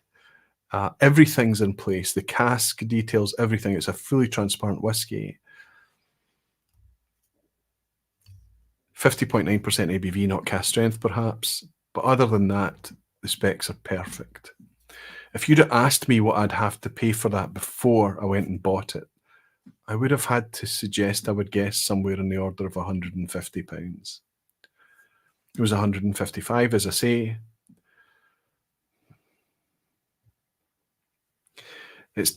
Beauty is in the eye of the beholder. Sipping this whiskey and knowing all those specs, knowing the transparency and having this flavour and this exchange with the whiskey, I think you would not be sad spending £155 for it. It's the best way I can describe it. Tasting it and then going out to spend £155 for it after sipping it, that's a different prospect. There are a lot of things that are similar in flavour. There is virtually nothing in what it actually is, a 21-year-old organic whiskey. A 21-year-old organic whiskey. Deanston, to my knowledge, has been doing it longer than anyone in Scotland, bar one exception, which will come up a wee bit later in the quiz tonight.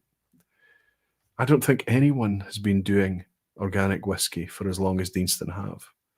But like Jimmy is curious, like I'm curious, we want to know why. What's the motivator to do it? There is nothing that I can reach into in this whiskey based on the whiskies I've tasted tonight and the whiskey that I'm enjoying right now. There's nothing that tells me that's the organic element. That's the organic thing. This is just a whiskey thing. It's just all about the whiskey. It's a good whiskey. It's a very good whiskey. And for a 21-year-old whiskey in 2024, some people may argue that it's not even overpriced at £155. 50.9% ABV, fully transparent. Excellent quality too. Still a lot of money to spend on a bottle of whiskey. I bought one of those and I'm really happy with it. Pedro saying is he's saying marvellous whiskey. Fantastic. I agree. It's very good whiskey. Justin Mann is saying, for me, organic Deanston and a lot of others are simply more expensive because it's so much harder to make. A bit like the Springbank local barleys. I would agree with you, Justin.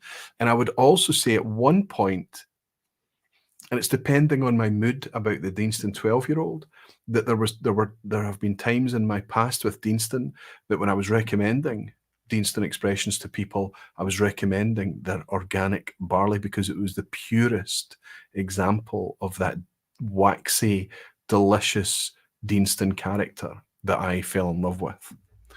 I thought the organic expressions were right. This is not the same as those. That bottle scored 7 out of 10 on Dramface, says it says Matt Bishop. Has that bottle actually made it onto Dramface then? Let's have a wee look. I don't think I edited that article, or I've just got a very...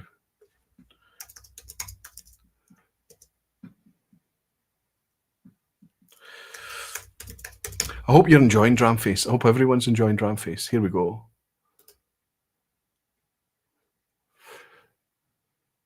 Deanston 21-year-old, 7 out of 10. Very good indeed. I can't afford it, but if you can, it's typically terrific. Wow.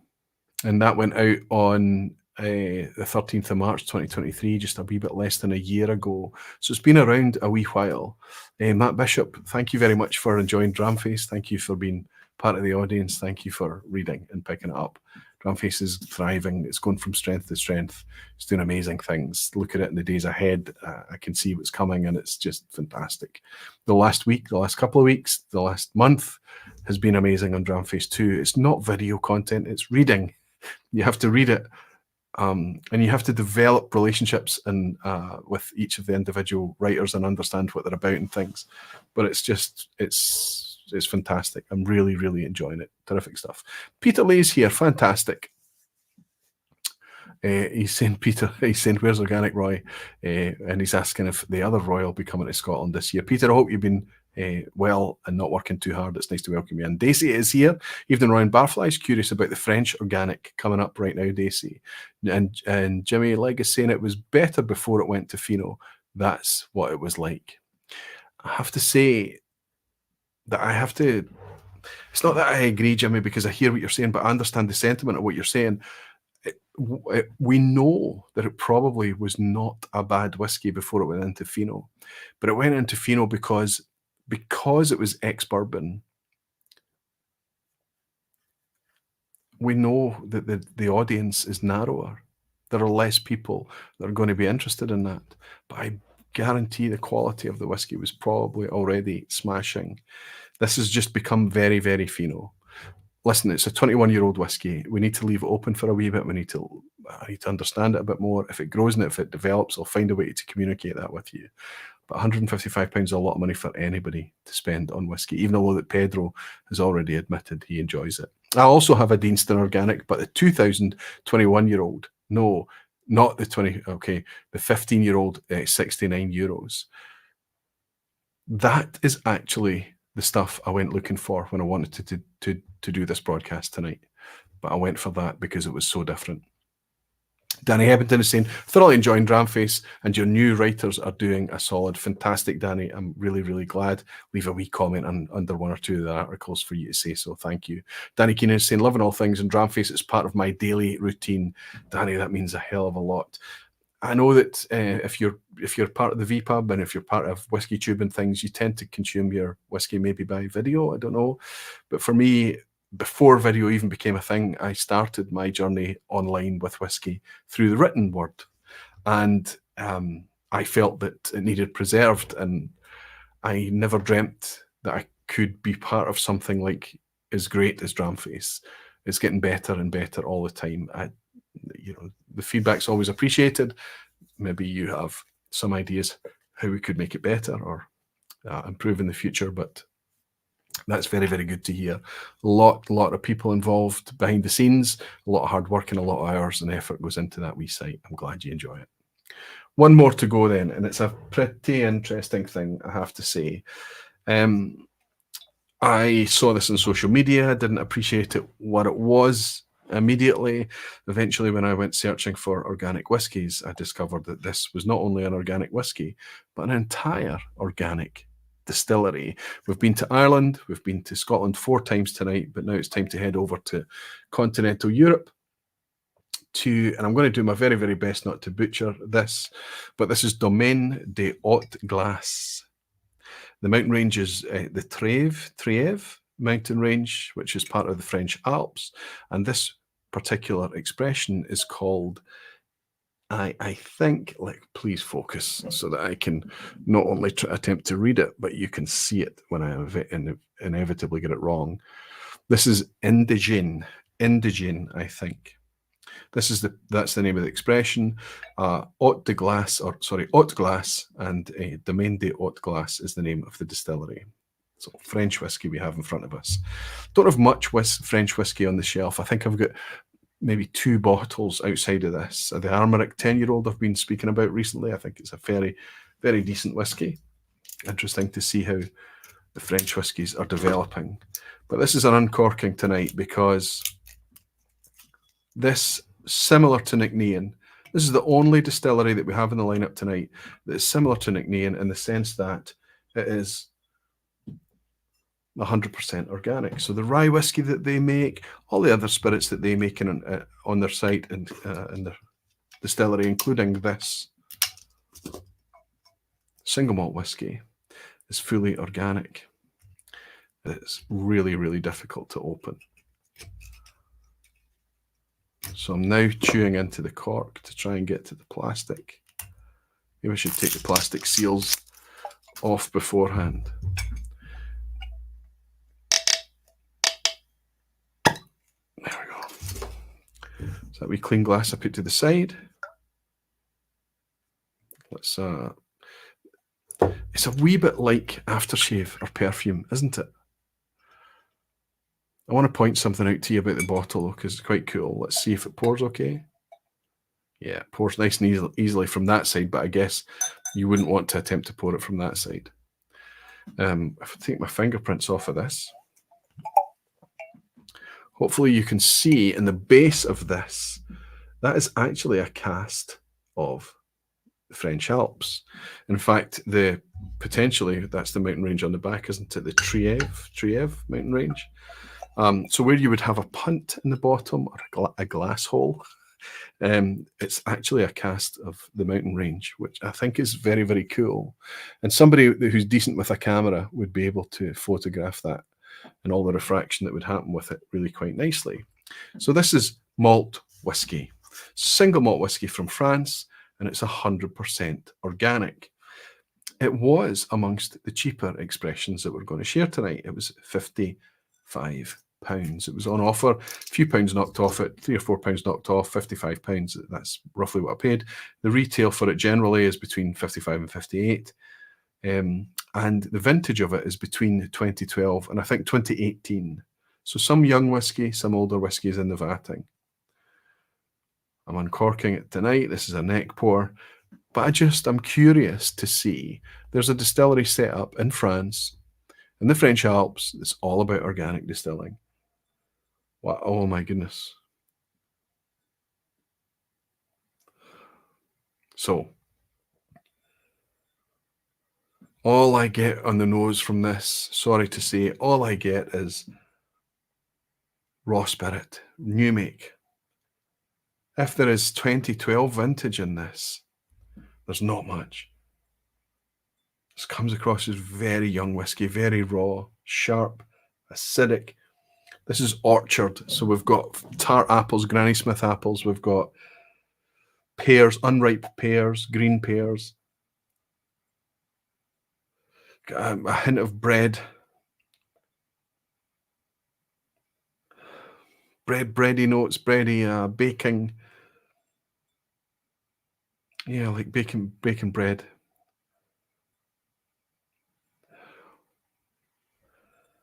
I'm trying to find fruit beyond the orchard fruit, beyond the apple and pear.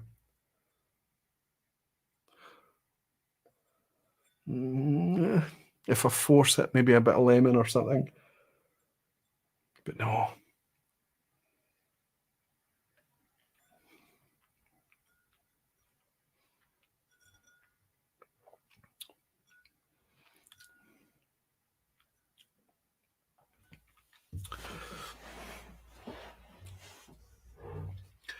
Quite floral, quite perfumed.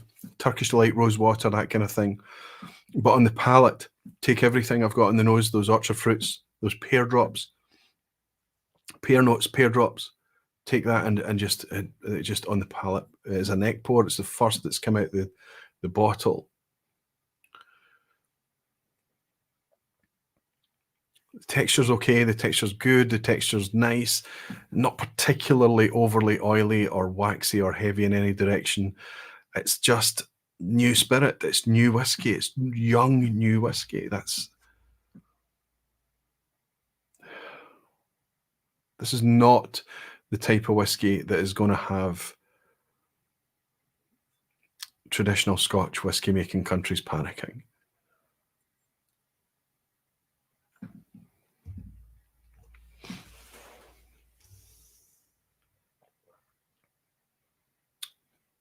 There's no off notes. There's nothing bad. But it's a little brash, a little young, a little sharp. This is also, despite its prettiness, a 50 cl bottle for that £55. I think I've been suckered on this one a little bit. I think in my open-mindedness, in my willingness to explore not only organic whiskies, but alternative whiskies outside of Scotch,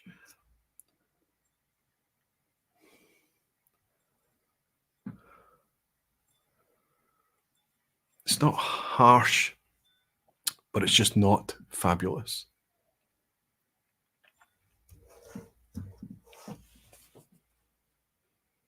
Sorry to say. sorry to say. And it's not because I'm only into Scotch or interested in Scotch. My light has finally gone out tonight. That means I must have gone over 2 hours, 1 hour 45. It's not because I'm not into anything that's other than Scotch. I mean, obviously, Armoric, the 10-year-old I've been talking about in a very, very positive light, wanted this to be good tonight, especially £55 for a 50 CL.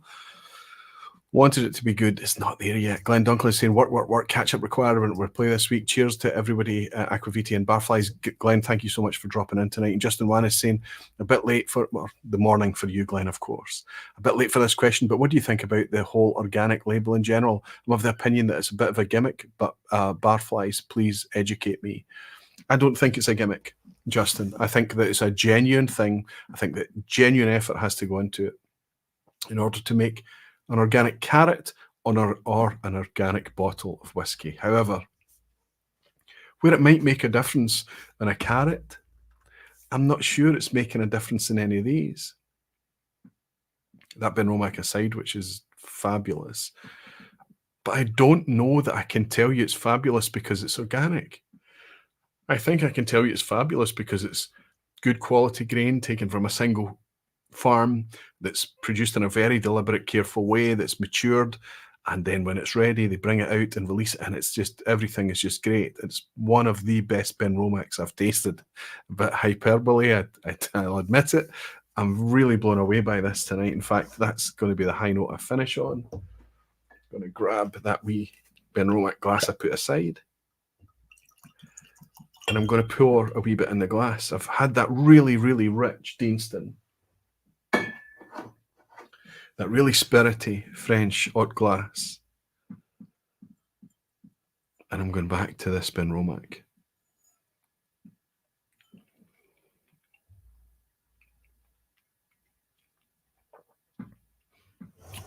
And that takes the plaudits for the best whiskey in the lineup tonight. Comfortably so. Comfortably so. So good. Flavourful, ready, mature. I don't care that it's virgin oak casks. I think it's not overly oaky or casky. I think it's balanced. I think it's good. I think it's flavourful. I think the Benromach spirit carries it. I think, honestly speaking, to answer your question, I think in my current belief, and I reserve the right to change my mind tomorrow or have my mind changed tomorrow, but I believe that the organic thing currently is incidental to whiskey enjoyment. I think if it's your belief, I think if it's what you seek, and I think if it's what you need, and you genuinely seek organic products and produce, it's fabulous that there are organic whiskies out there for you to participate in, and you should follow that belief in every way. And there are organic whiskies out there to satisfy you, but you should know that when you sip that organic whiskey, based on where I sit in front of you tonight in February 2024, is that you're able to enjoy an organic whiskey, and you may be able to enjoy a more responsible way of growing the barley, a more responsible way, a less pesticide heavy, a less agrochemical, a less artificial fertilizer reliant product. You might be able to enjoy all of those things, but it's my feeling that outside of this Benromach, of course, it's my feeling that it's that in whiskey you're not going to be able to enjoy more flavor because of that. And I think that's the motivator for these producers. If every producer had to produce an organic barley, I think it would be largely redundant. We've got enough producers out there. We've got Bruichladdich, we've got Nc'Nean, we've got Benromach, we've got Deanston, we've got Bruichladdich. We've got all of these people bringing organic whiskies to us so that if we want to participate in whiskey and enjoy whiskey, enjoy good quality whiskies, honestly speaking, from an organic perspective, we can do that. Outside of Scotch, we've got Waterford, we've got Hautes Glaces, we've got potentially more producers on the horizon that can bring other takes on organic. but it is very much about a belief system. It's about what you believe is right for the planet, what is sustainable, what is ethically the right thing to do. I remain open to be convinced, but I'm currently not convinced that the organic element delivers much in the way of flavour. David Hong has bought me a dram. He's bought me, he's no comment or anything, just a wee love heart. David, so wonderful to always welcome you in. I'll raise this glass of Benromach 2014 to you and say, hey, this is the best dram I had tonight. Thank you, David Hong. Cheers for the dram as always. And AJ is saying, has just joined the Aquavite Barflies as well. AJS, thank you very much for your support. Jimmy Legg is saying, well, Michael Henry is here, right? Why did Loch Lomond produce an organic whiskey at Michael Henry? I think once we always, there's lots of people from the industry that drop in from time to time and we recognise their names or whatever and they participate in the chat. But I think if we were to abuse the fact that they're here, maybe just let them offer the information, because I think most of the time they're often here just to kind of want to hang out and have a dram with us. That said, Michael could join under an alias or a different account or something and hide a wee bit. He's not, he's joining under his own name. So yes, it's valid to just out and ask. I truthfully don't know the motivation, probably because there is a market for it, because they believe that there's a market for it, and maybe there is a perceived demand there. Danny is saying, you've twisted my arm. The Benromach has been purchased before you, Ralphie, affect it. I think there's going to be enough of it out there for that not to be an issue, Danny. But I don't feel any guilt about this. I hope you've picked it up at a reasonable price. I think you're going to open this and going to be just very happy. Excess Scotch is saying, Aquavite, don't worry. You love the Nc'Nean, so it's not all Scotch. Listen, Scotch is where I'm comfortable. Scotch is where I'm happy, and I'm very distracted by Scotch. But I do make a deliberate attempt from time to time to step outside of the Scotch bubble, definitely. Jimmy's saying, being open-minded certainly has a lot of advocates, but it can occasionally put you in hospital. Well, let's not hope so. Ben is saying, whiskey with Molly, rinse your mouth out with Benromach. That's after the French one, I think. Glenn Duncan is, I picked up that one, didn't I? Terrific, good stuff. Lowlander is saying, the dilemma, are you bidding £80 on 20 cl of Roselle like Aquavite? I've not even paid for that bottle yet. Good reminder. I'm not in a hurry to buy it, but I will turn it into something positive, Lowlander. I'll do something good with that. Graham Brown is saying, Aquavite, I've had a couple of bottles of the organic Benromach, and I'm pleased to hear it's finally getting the attention it deserves. Fantastic, Graham. Shout about it loudly when you find something that's good. Jimmy's saying, Michael Henry, as far as I can tell, loves my abuse. Is that explainable? Nope. We all love your abuse because we all know that it's good-natured, good fun. And a lot of times, Jimmy, some of the things that you come out with just have to be said. I hope everyone enjoyed the quiz from last week. We all did that kind of crazy thing where we listed our random ABCs before the quiz went live to see how the chimpanzee might fare in a multiple choice quiz. So I'm going to do the same this week. I'm just going to put down, I've done B, C, C, D, A, B, B, C, A, B. There we go. I've written down some random B's, C's, and A's, and that's going to be the chimpanzee that I play against tonight. I put the questions together. I know that I could have just easily committed to memory in order for my chimpanzee to do well. But of course, that would be cheating, and I don't cheat. So the quiz tonight is all about you. It's all about the normal quiz at the end or whatever. But if you want to see how you fare against your own personal chimpanzee, just list a random 10 B, C's, and A's, and that's your monkey playing along, your chimpanzee, however you want to call it, and see how you got on. That's we'll put that. Michael Wood was playing it in such a way. A wee nod to Hans Rosling and the Gapminder Foundation. That's where that whole thing came from when I used to talk about even the chimpanzees get 33%. But of course, it's the quiz at the end, and it's not that easy.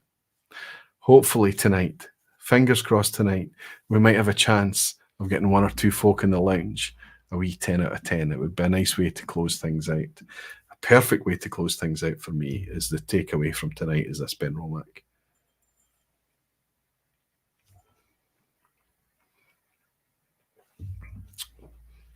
delicious, rich, flavourful, excellent, a wee bit of salt. Excellent whiskey. Great stuff. So how are we doing for time? Well, we're not going to make that 2 hours thing, but we might make the target of midnight or just beyond. Let's see how we got on at the quiz at the end. Good luck, everyone. Remember, you're only sharing the score if you want to. It is multiple choice. It's fun. It's there to help you maybe pique your curiosity a little bit. You don't need to be knowledgeable to play along. It's always multiple choice. Good luck, everyone.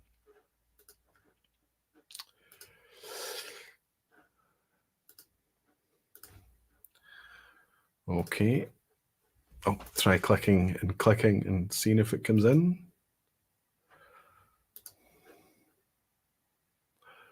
Let's close it down and bring it in a second time.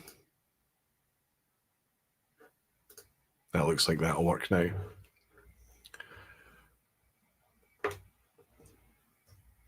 Danny Hebden is saying nobody got a 10 out of 10 last week. I know, if I remember correctly. Danny, you're absolutely spot on. I think that's true. That's why I didn't make it deliberately easier tonight. I did not do that. But I always kind of come away from making the quiz with a wee bit of a gut feel about it, and I feel like it could be possible tonight. Greg's also saying way better, in my opinion, than the DHC, Roy, is the Sequila Organic Single Malt Range, Organic Bio in France, from Distillery du Vercors. Alas, not yet in my collection, to be followed. Greg, I wonder if you've tried you're calling it the DHC, which is Domaine Hautes Glaces, isn't it? I wonder what your take on it is. Justin is saying, I said I couldn't stay long, and I ended up staying till the quiz.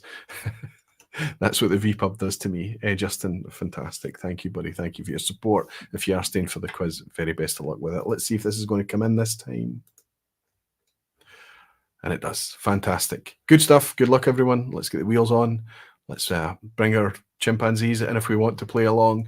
Just put down random BCAs and now play for real. Pass mark, as always, is 5 out of 10 for regular players. Question 1. Which of these distilleries was founded in the 18th century? By the 18th century, of course, that means it's founded in 17-something. Which of these distilleries was founded in 17-something?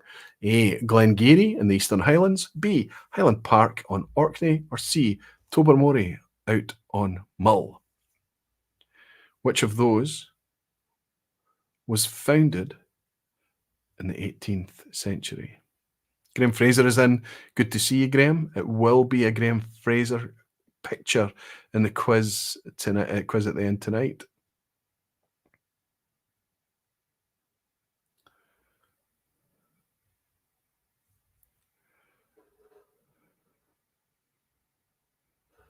Okay, good. Good. A lot of you have cottoned on. Pedro has cottoned on. Sugar Kitty, good to see you. Answering yes. Andrew Pears, Julian Rickman, Hell's Wood. You're all very, very clever people. It's a freebie at the start. Glengarry, 1797, emblazoned all across their bottles. Highland Park, 1898. You see it less on their bottles these days. Tobermory, also embossed on the bottles, 1798 as well. Sorry, Highland Park is 1798. All of them founded in the 18th century. A freebie to start with. 3 of 9 distilleries in Scotland operating today that was founded in the 18th century. Question 2. Magnus Jonsson, brewer, smuggler, and small-time hood, is associated with which distillery? A. Edredeur, B. Rosebank, or C. Highland Park? The smuggler, hood, dodgy character is inextricably linked with a very specific distillery. Is it A. Edredeur, B. Rosebank, or C. Highland Park?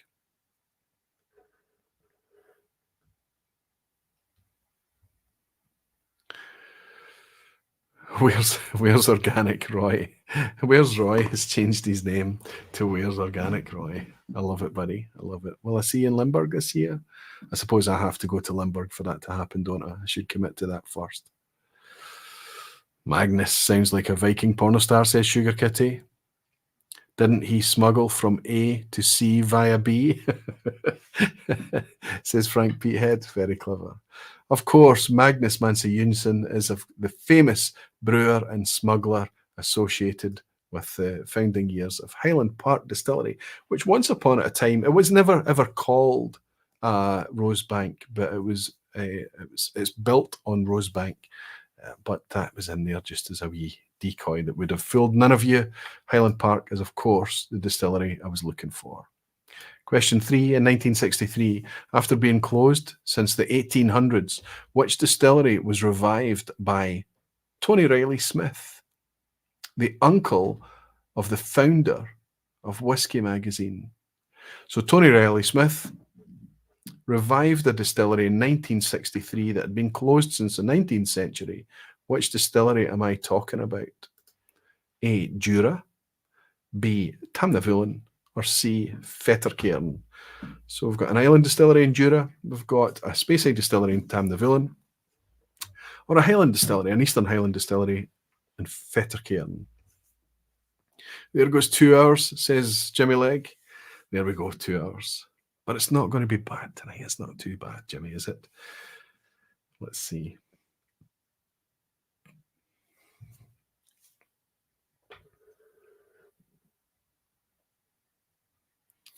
Time for a dram. Gregor seems to be in because people are speaking to him. I haven't seen it, but he's shouting, "What do we want? Podcast, when do we want it?"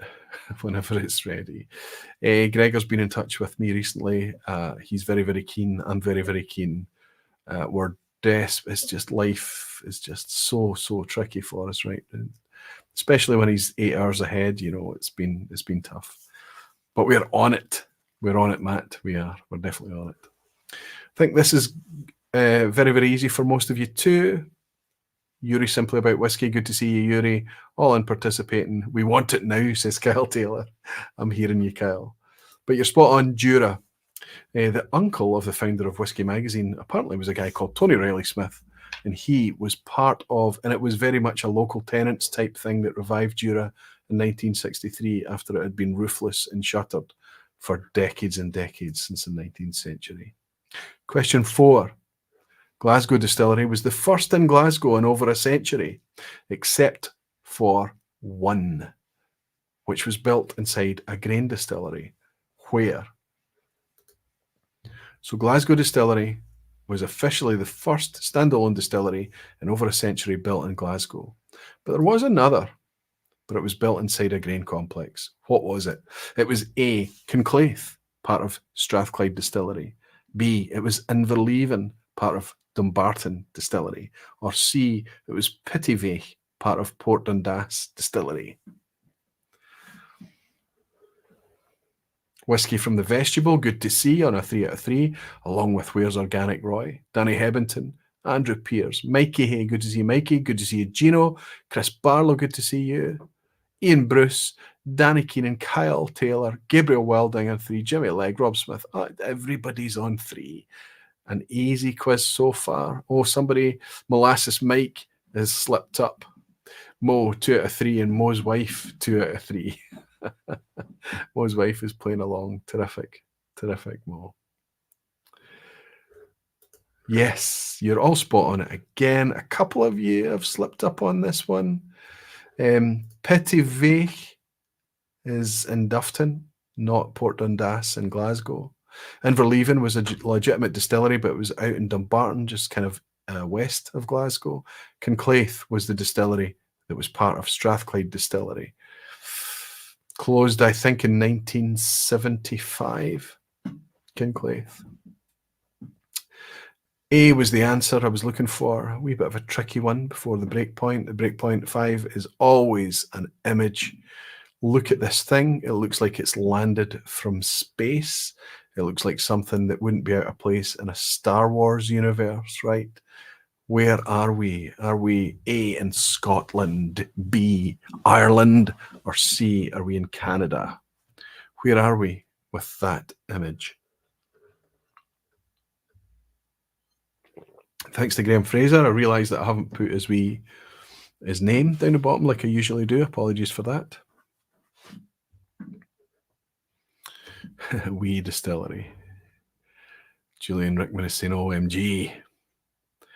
Petehead is saying, my God, it's ugly. Yeah, it looks like an extrusion, right? It looks like it's just been made and then just extended, pulled out. It's just odd. Ben Demon Hunter is saying, biased C, Canada. Jimmy Legg is saying, Canadians would never construct such a thing, Aquavitae, says a man from Nova Scotia.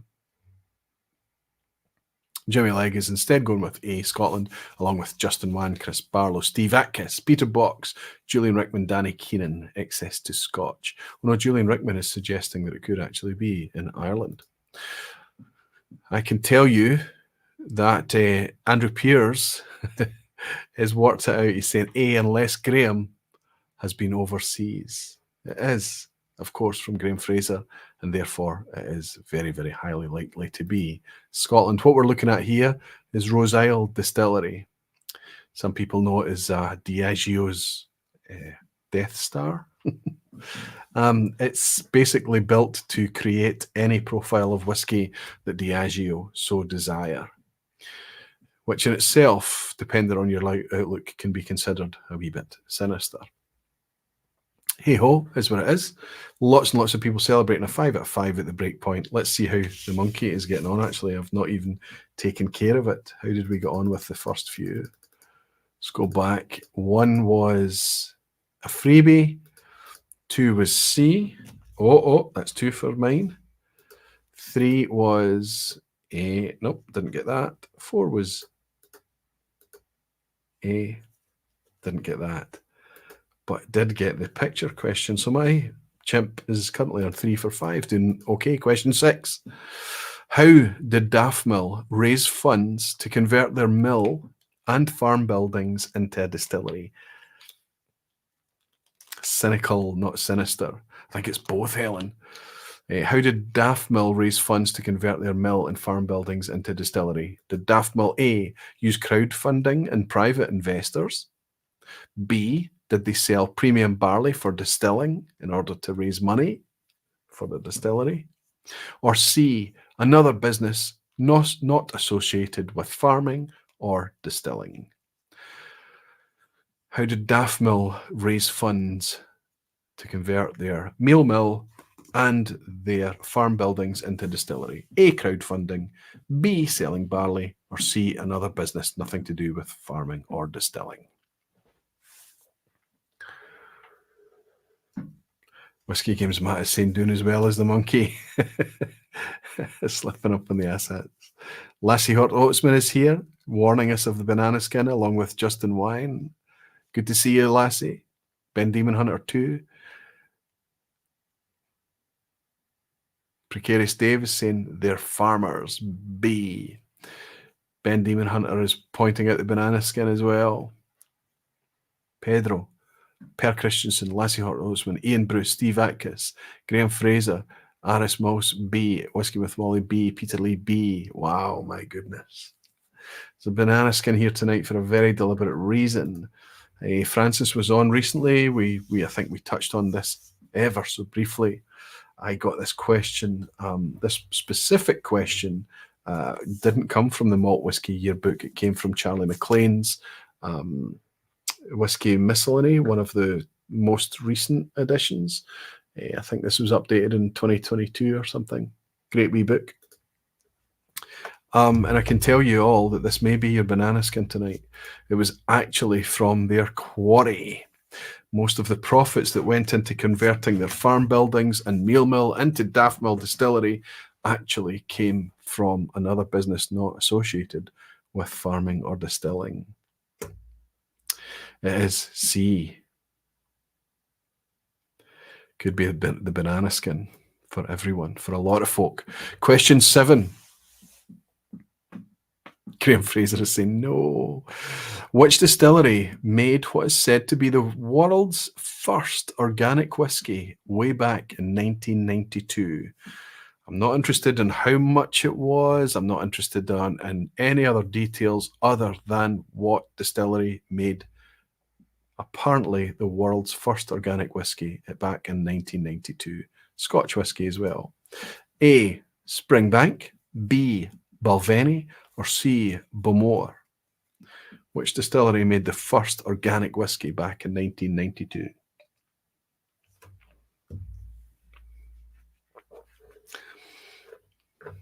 Is Andrew Pearce still in? Gabriel Welding, Your Uncle Vanya, Whiskey with Molly, and Lassie Hortz Oatsman, Hell's Wood, Peter Box, Dave Leland. So many people saying A for Springbank. Oliver Phillip is here saying he's 5 out of 6 and he slipped up on Jura. Still a great score, Oliver. Stick with it. See if you can get it over the line with a 9 out of 10. Kyle Taylor is saying, thanks for this one, Whiskey Mystery. Ooh. I wonder if that's because Whiskey Mystery is in or if it's just a recollection to a previous discussion over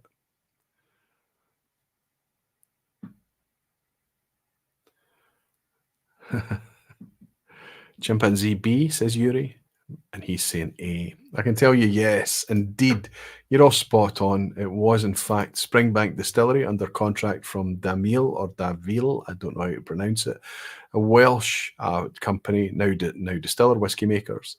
But back in 1992, Springbank were making organic barley and ultimately sold it as a 7-year-old. Here it is here.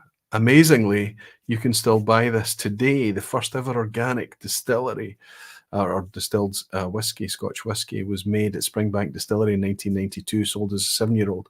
And you can buy it still today online for 550 quid. No, thank you. No, thank you. It may be historic. It may be all of those things. But it's not for me.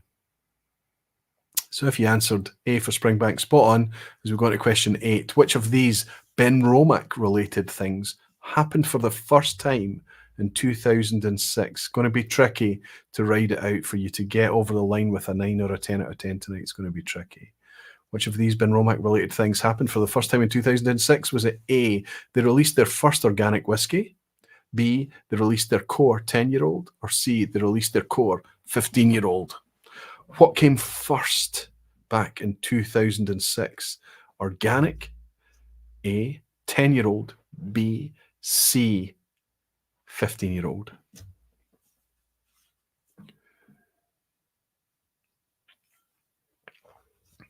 Davile, says Andrew Pearce, I believe. So Davile. Scots Gaelic for Millennium. Ooh. Potentially Breton, Welsh too? No? Davile, Millennium. And it was released in a Millennium as well. Okay, this is starting to split things a wee bit. I see an A's, I see a B, I see C's. Jimmy Legg is saying, this is a bit tricky of you, Mr. Duff. I just saw Benromach Organic 2000, says Excess to Scotch. So that would suggest it was released as a 6-year-old, if that's the right answer. He's on a good run at the moment, bless him, says the Whiskey with Molly. BBB. Jimmy Legg is going with a 10-year-old. Lachlan Mackenzie, good to see you. Lachlan is going with 15. Peter Box is going with 15. And Ben Damon Hunter is saying I meant B, not A. Okay, it is a banana skin. I can tell you that the 15-year-old came out in 2015. The 10-year-old came out in 2007. The organic was the first that came out back as far as 2006. I think the first widely available, inexpensive and accessible organic Scotch malt whiskey. 2006, 18 years ago. Quite incredible. So if you answered A, it's the right answer. Justin Wan is suggesting banana skin and double jeopardy. He's not wrong. How many people are still hanging on? Danny Hebbington is hanging on. Dave Leland is hanging on. 8 out of 8 for her and her chimpanzee or monkey. 4 out of 8. If I need to keep up with mine, I've forgotten to keep my score again. Let's see. C for question 6. A, and the one we've just had is obviously A. So C, A. Wrong. So I'm currently on 3 for 8. Question 9. Second from last, penultimate, which of Scotland's newest distilleries experienced a fire in its wood chip store in 2019, meaning that it was closed for 6 months after only being in operation for 18 months? So we've got a brand new Scottish distillery that's already experienced a significant shutdown, and it was because of a fire in the wood chip store. Closed it down for 6 months. Was that A, Glenwivis in the Northern Highlands, B, Ardnamurchan in the Western Highlands, or C, Isle of Raasay out on the islands? A fire causing a close down for 6 months. Glenwivis, Ardnamurchan, or Isle of Raasay?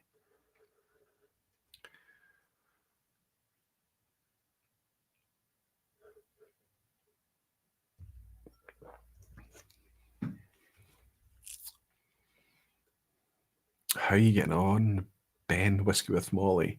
8 for 8. Superb. Perhaps keep far away from the wood chips. Just an idea. Absolutely, Jimmy. Until such a point that you need the wood chips for their intended purposes. Yuri Simply About Whiskey is saying chimpanzee C. Me, I'm saying A, he's saying. Ben Demon Hunter is saying A. Monkeys C. I like it, Ben. Terrific. Per Christensen, good to see you, Per. I hope you're keeping well. Recovered quite well, I have to say. Hashtag support, says your Uncle Vanya. Where's Organic Roy is saying A. P-Head didn't hear about C, can't be B, so A. I can tell you all on the penultimate question, so many of you nailed it, probably by process of elimination, by not hearing about fires at Raasay or Ardnamurchan, I would guess. Ardnamurchan does have a wood chip boiler, remember? But Glenwivis is the right answer. Experienced a fire. We're going to roll into the ass hat, the final question to round off our organic whiskey session tonight. How are we doing on scores? 8 out of 9 for Jimmy Legg, Graham Fraser, Pedro Menezes, Nicholas. Gino Camo's on a 7, Sugar Kitty also on 8, along with Rob Smith. Lassie Hot Oatsman, 8. 2 out of 9 for Ben Demon Hunter for his monkey, but he's okay because he's scoring a 7. Whiskey from the Vestibule. So now I'm looking for Ben, Whiskey with Molly. Is he going to be able to kick it over the line? He's on a 9 out of 9. Anyone else up there with Ben, Whiskey with Molly? That would be amazing. Come on. How's our ass hat tonight? Well, I can tell you that the options for answers are the same as last week, but I don't know how much that actually helps you. The ass hat at the end is Lochleigh Distillery lies around 30 miles south of Glasgow in the Lowlands. How many Scotch malt distilleries lie south of it? How many Scotch malt distilleries lie south of Lochleigh? The same number as A, Islay Distilleries operating in 2024. B, Island distilleries not on Islay or Arran. Or C, the same number as Scotch malt distilleries beginning with S. The ass hat is always meant to be awkward, difficult. People like Ben with his 9 out of 9, just hoping he can punch it over the line and get to the end. Still over 200 of you in at the end for a very niche topic. I love the support. I love hanging out with you. Look forward to my Thursday nights. I really do enjoy it. Thank you so much for your support. Who's going to manage to claim the ass hat tonight? Whiskey from the Vestibule. You're right. It is an ass hat. Steve Atkiss is saying C. Excess to Scotch is saying C. So many people thinking it's C. Julian Rickman B. Pedro Menezes B. Chris Barlow B. Mike Molasses torn between B and C. I can tell you, 30 miles south of Glasgow is Lochleigh. South of Lochleigh, there are some distilleries. There are 9 distilleries south of Lochleigh. Let me read them out to you. Let me do you a wee favour. Let me bring up the map, the Malt Whiskey Yearbook. We've got Lochleigh, south of Lochleigh, we've got Ailsa Bay, we've got Bladnoch, we've got Annandale, we've got Moffat, we've got the Borders, we've got Lag, we've got Glen Scotia, Springbank, and Glengyle. 9 Scotch malt distilleries beginning with S is 7. Islay Distilleries operating in 2024 is 10, because Port Ellen will be operating very, very soon. And Island Distilleries not on Islay or Arran is the answer I was looking for this week, matching that 9. So if you answered B, you get it right. All eyes are on Ben. And he went with C. Oh, no. Do we have another night? Do we have another one where we don't have a 10 out of 10? It'd be awful. I thought that someone might make it tonight. Counting Campbelltown is trick again. No, it's south. It's not to do with water or land. It's to do with latitude, and it's further south, Jimmy. It is an ASAT question. Remember, a personal best, says Julian Rickman, and 9 out of 10. Alan Smith is saying 7 out of 10. Not playing the monkey game for fear of being beaten by the monkey. Well, I can tell you that mine, I don't even think, made a pass mark in the end. How did it go on in question 9? A. Oh, it got question 9 correct, but how did it go on in the ASAT at the end? And it got, so it got 2 right. My monkey, for 2 weeks on the bounce, managed a 5 out of 10 pass mark. Oh dear. I don't know how long we'll keep this chimpanzee monkey thing going, but it's kind of fun to play along and just see if you just randomly selected B's and A's and C's, how would we go on? You're telling me it's an ASAT question, says Jimmy. And Whiskey with Molly saying surely Campbelltown is south of Lochleigh. It surely is, absolutely. And Excess to Scotch is saying, haha, no worries, great quiz. I'm very, very glad that you've got the pragmatism to say so. Gino Hanquavita, another great and relaxing vPub in the books for 2024. Thanks, Roy, and have a great weekend. Gino, I hope you and your pal Graham and everyone over there in Canada has a great weekend too. Fantastic. Thank you for joining me. Feeling a wee bit bad about Ben. Feeling a wee bit bad. But Julian Rickman got a personal best, so it's good. Fantastic. I hope you enjoyed that. I hope it was fun. Chris Pollock is saying thanks for a great vPub. Sorry, but I have to ask, when is the next recycled review scheduled? Chris, it's okay for you to ask. I have enough empty bottles down here at my right-hand side that my wife is starting to ask serious questions. So as soon as the moment and the weather and the mood and everything comes together at the right moment, and a day that I've got just a couple of hours to go out and shoot it, that's the hard bit done, and then I can come in and edit it at my leisure. I fully expect that while winter is still upon us, you'll have a recycled review. Apologies to you for and everyone for having you wait so long. I think it was August, the last one that went out. Elsewhere is saying good to be back in the vPub. Nice chilled evening. Happy with an 8 out of 10. Thanks again to all the wonderful barflies for the wonderful messages and birthday messages for Andy. Forgot about Andy's birthday. It was yesterday, wasn't it? Is it too late, Helen? Can I raise a glass for our pal Andy Widowson and say many, many happy returns? I did get a wee message in on Facebook, but I need to do it on the vPub, don't I? Andy, my pal, many happy returns. Happy birthday to you, big guy. I hope you had a fantastic day. Cheers. And Jimmy Leg has bought some wee dram to say, even with the topic, I still had fun. That's how you know the vPub is a great thing. Thanks to everyone. So from the get-go, as soon as I got that Deanston is actually quite nice. It's sweet and syrupy, and yeah, I spoke about it earlier, but distractedly sipping it, there's enough to distract your attention. When I released this topic, I knew that one of the folk that would potentially say what would be Jimmy Legg. We don't chase numbers in the vPub.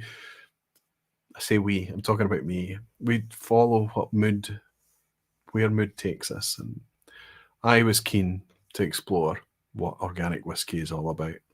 I've dedicated a vPub tonight to 6 whiskies, of which I've found one that I don't really care for.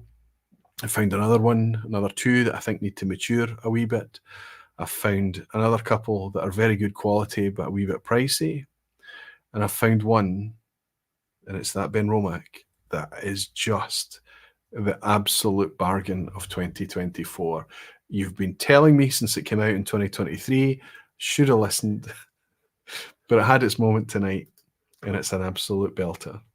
I'll raise the wee dreep I've got left in the glass of it to remind you all that you're all very, very dearly loved. Thank you for hanging out with me for another Thursday night, and I look forward to having you back here for a completely different topic next week. Until then, barflies, Slanjava.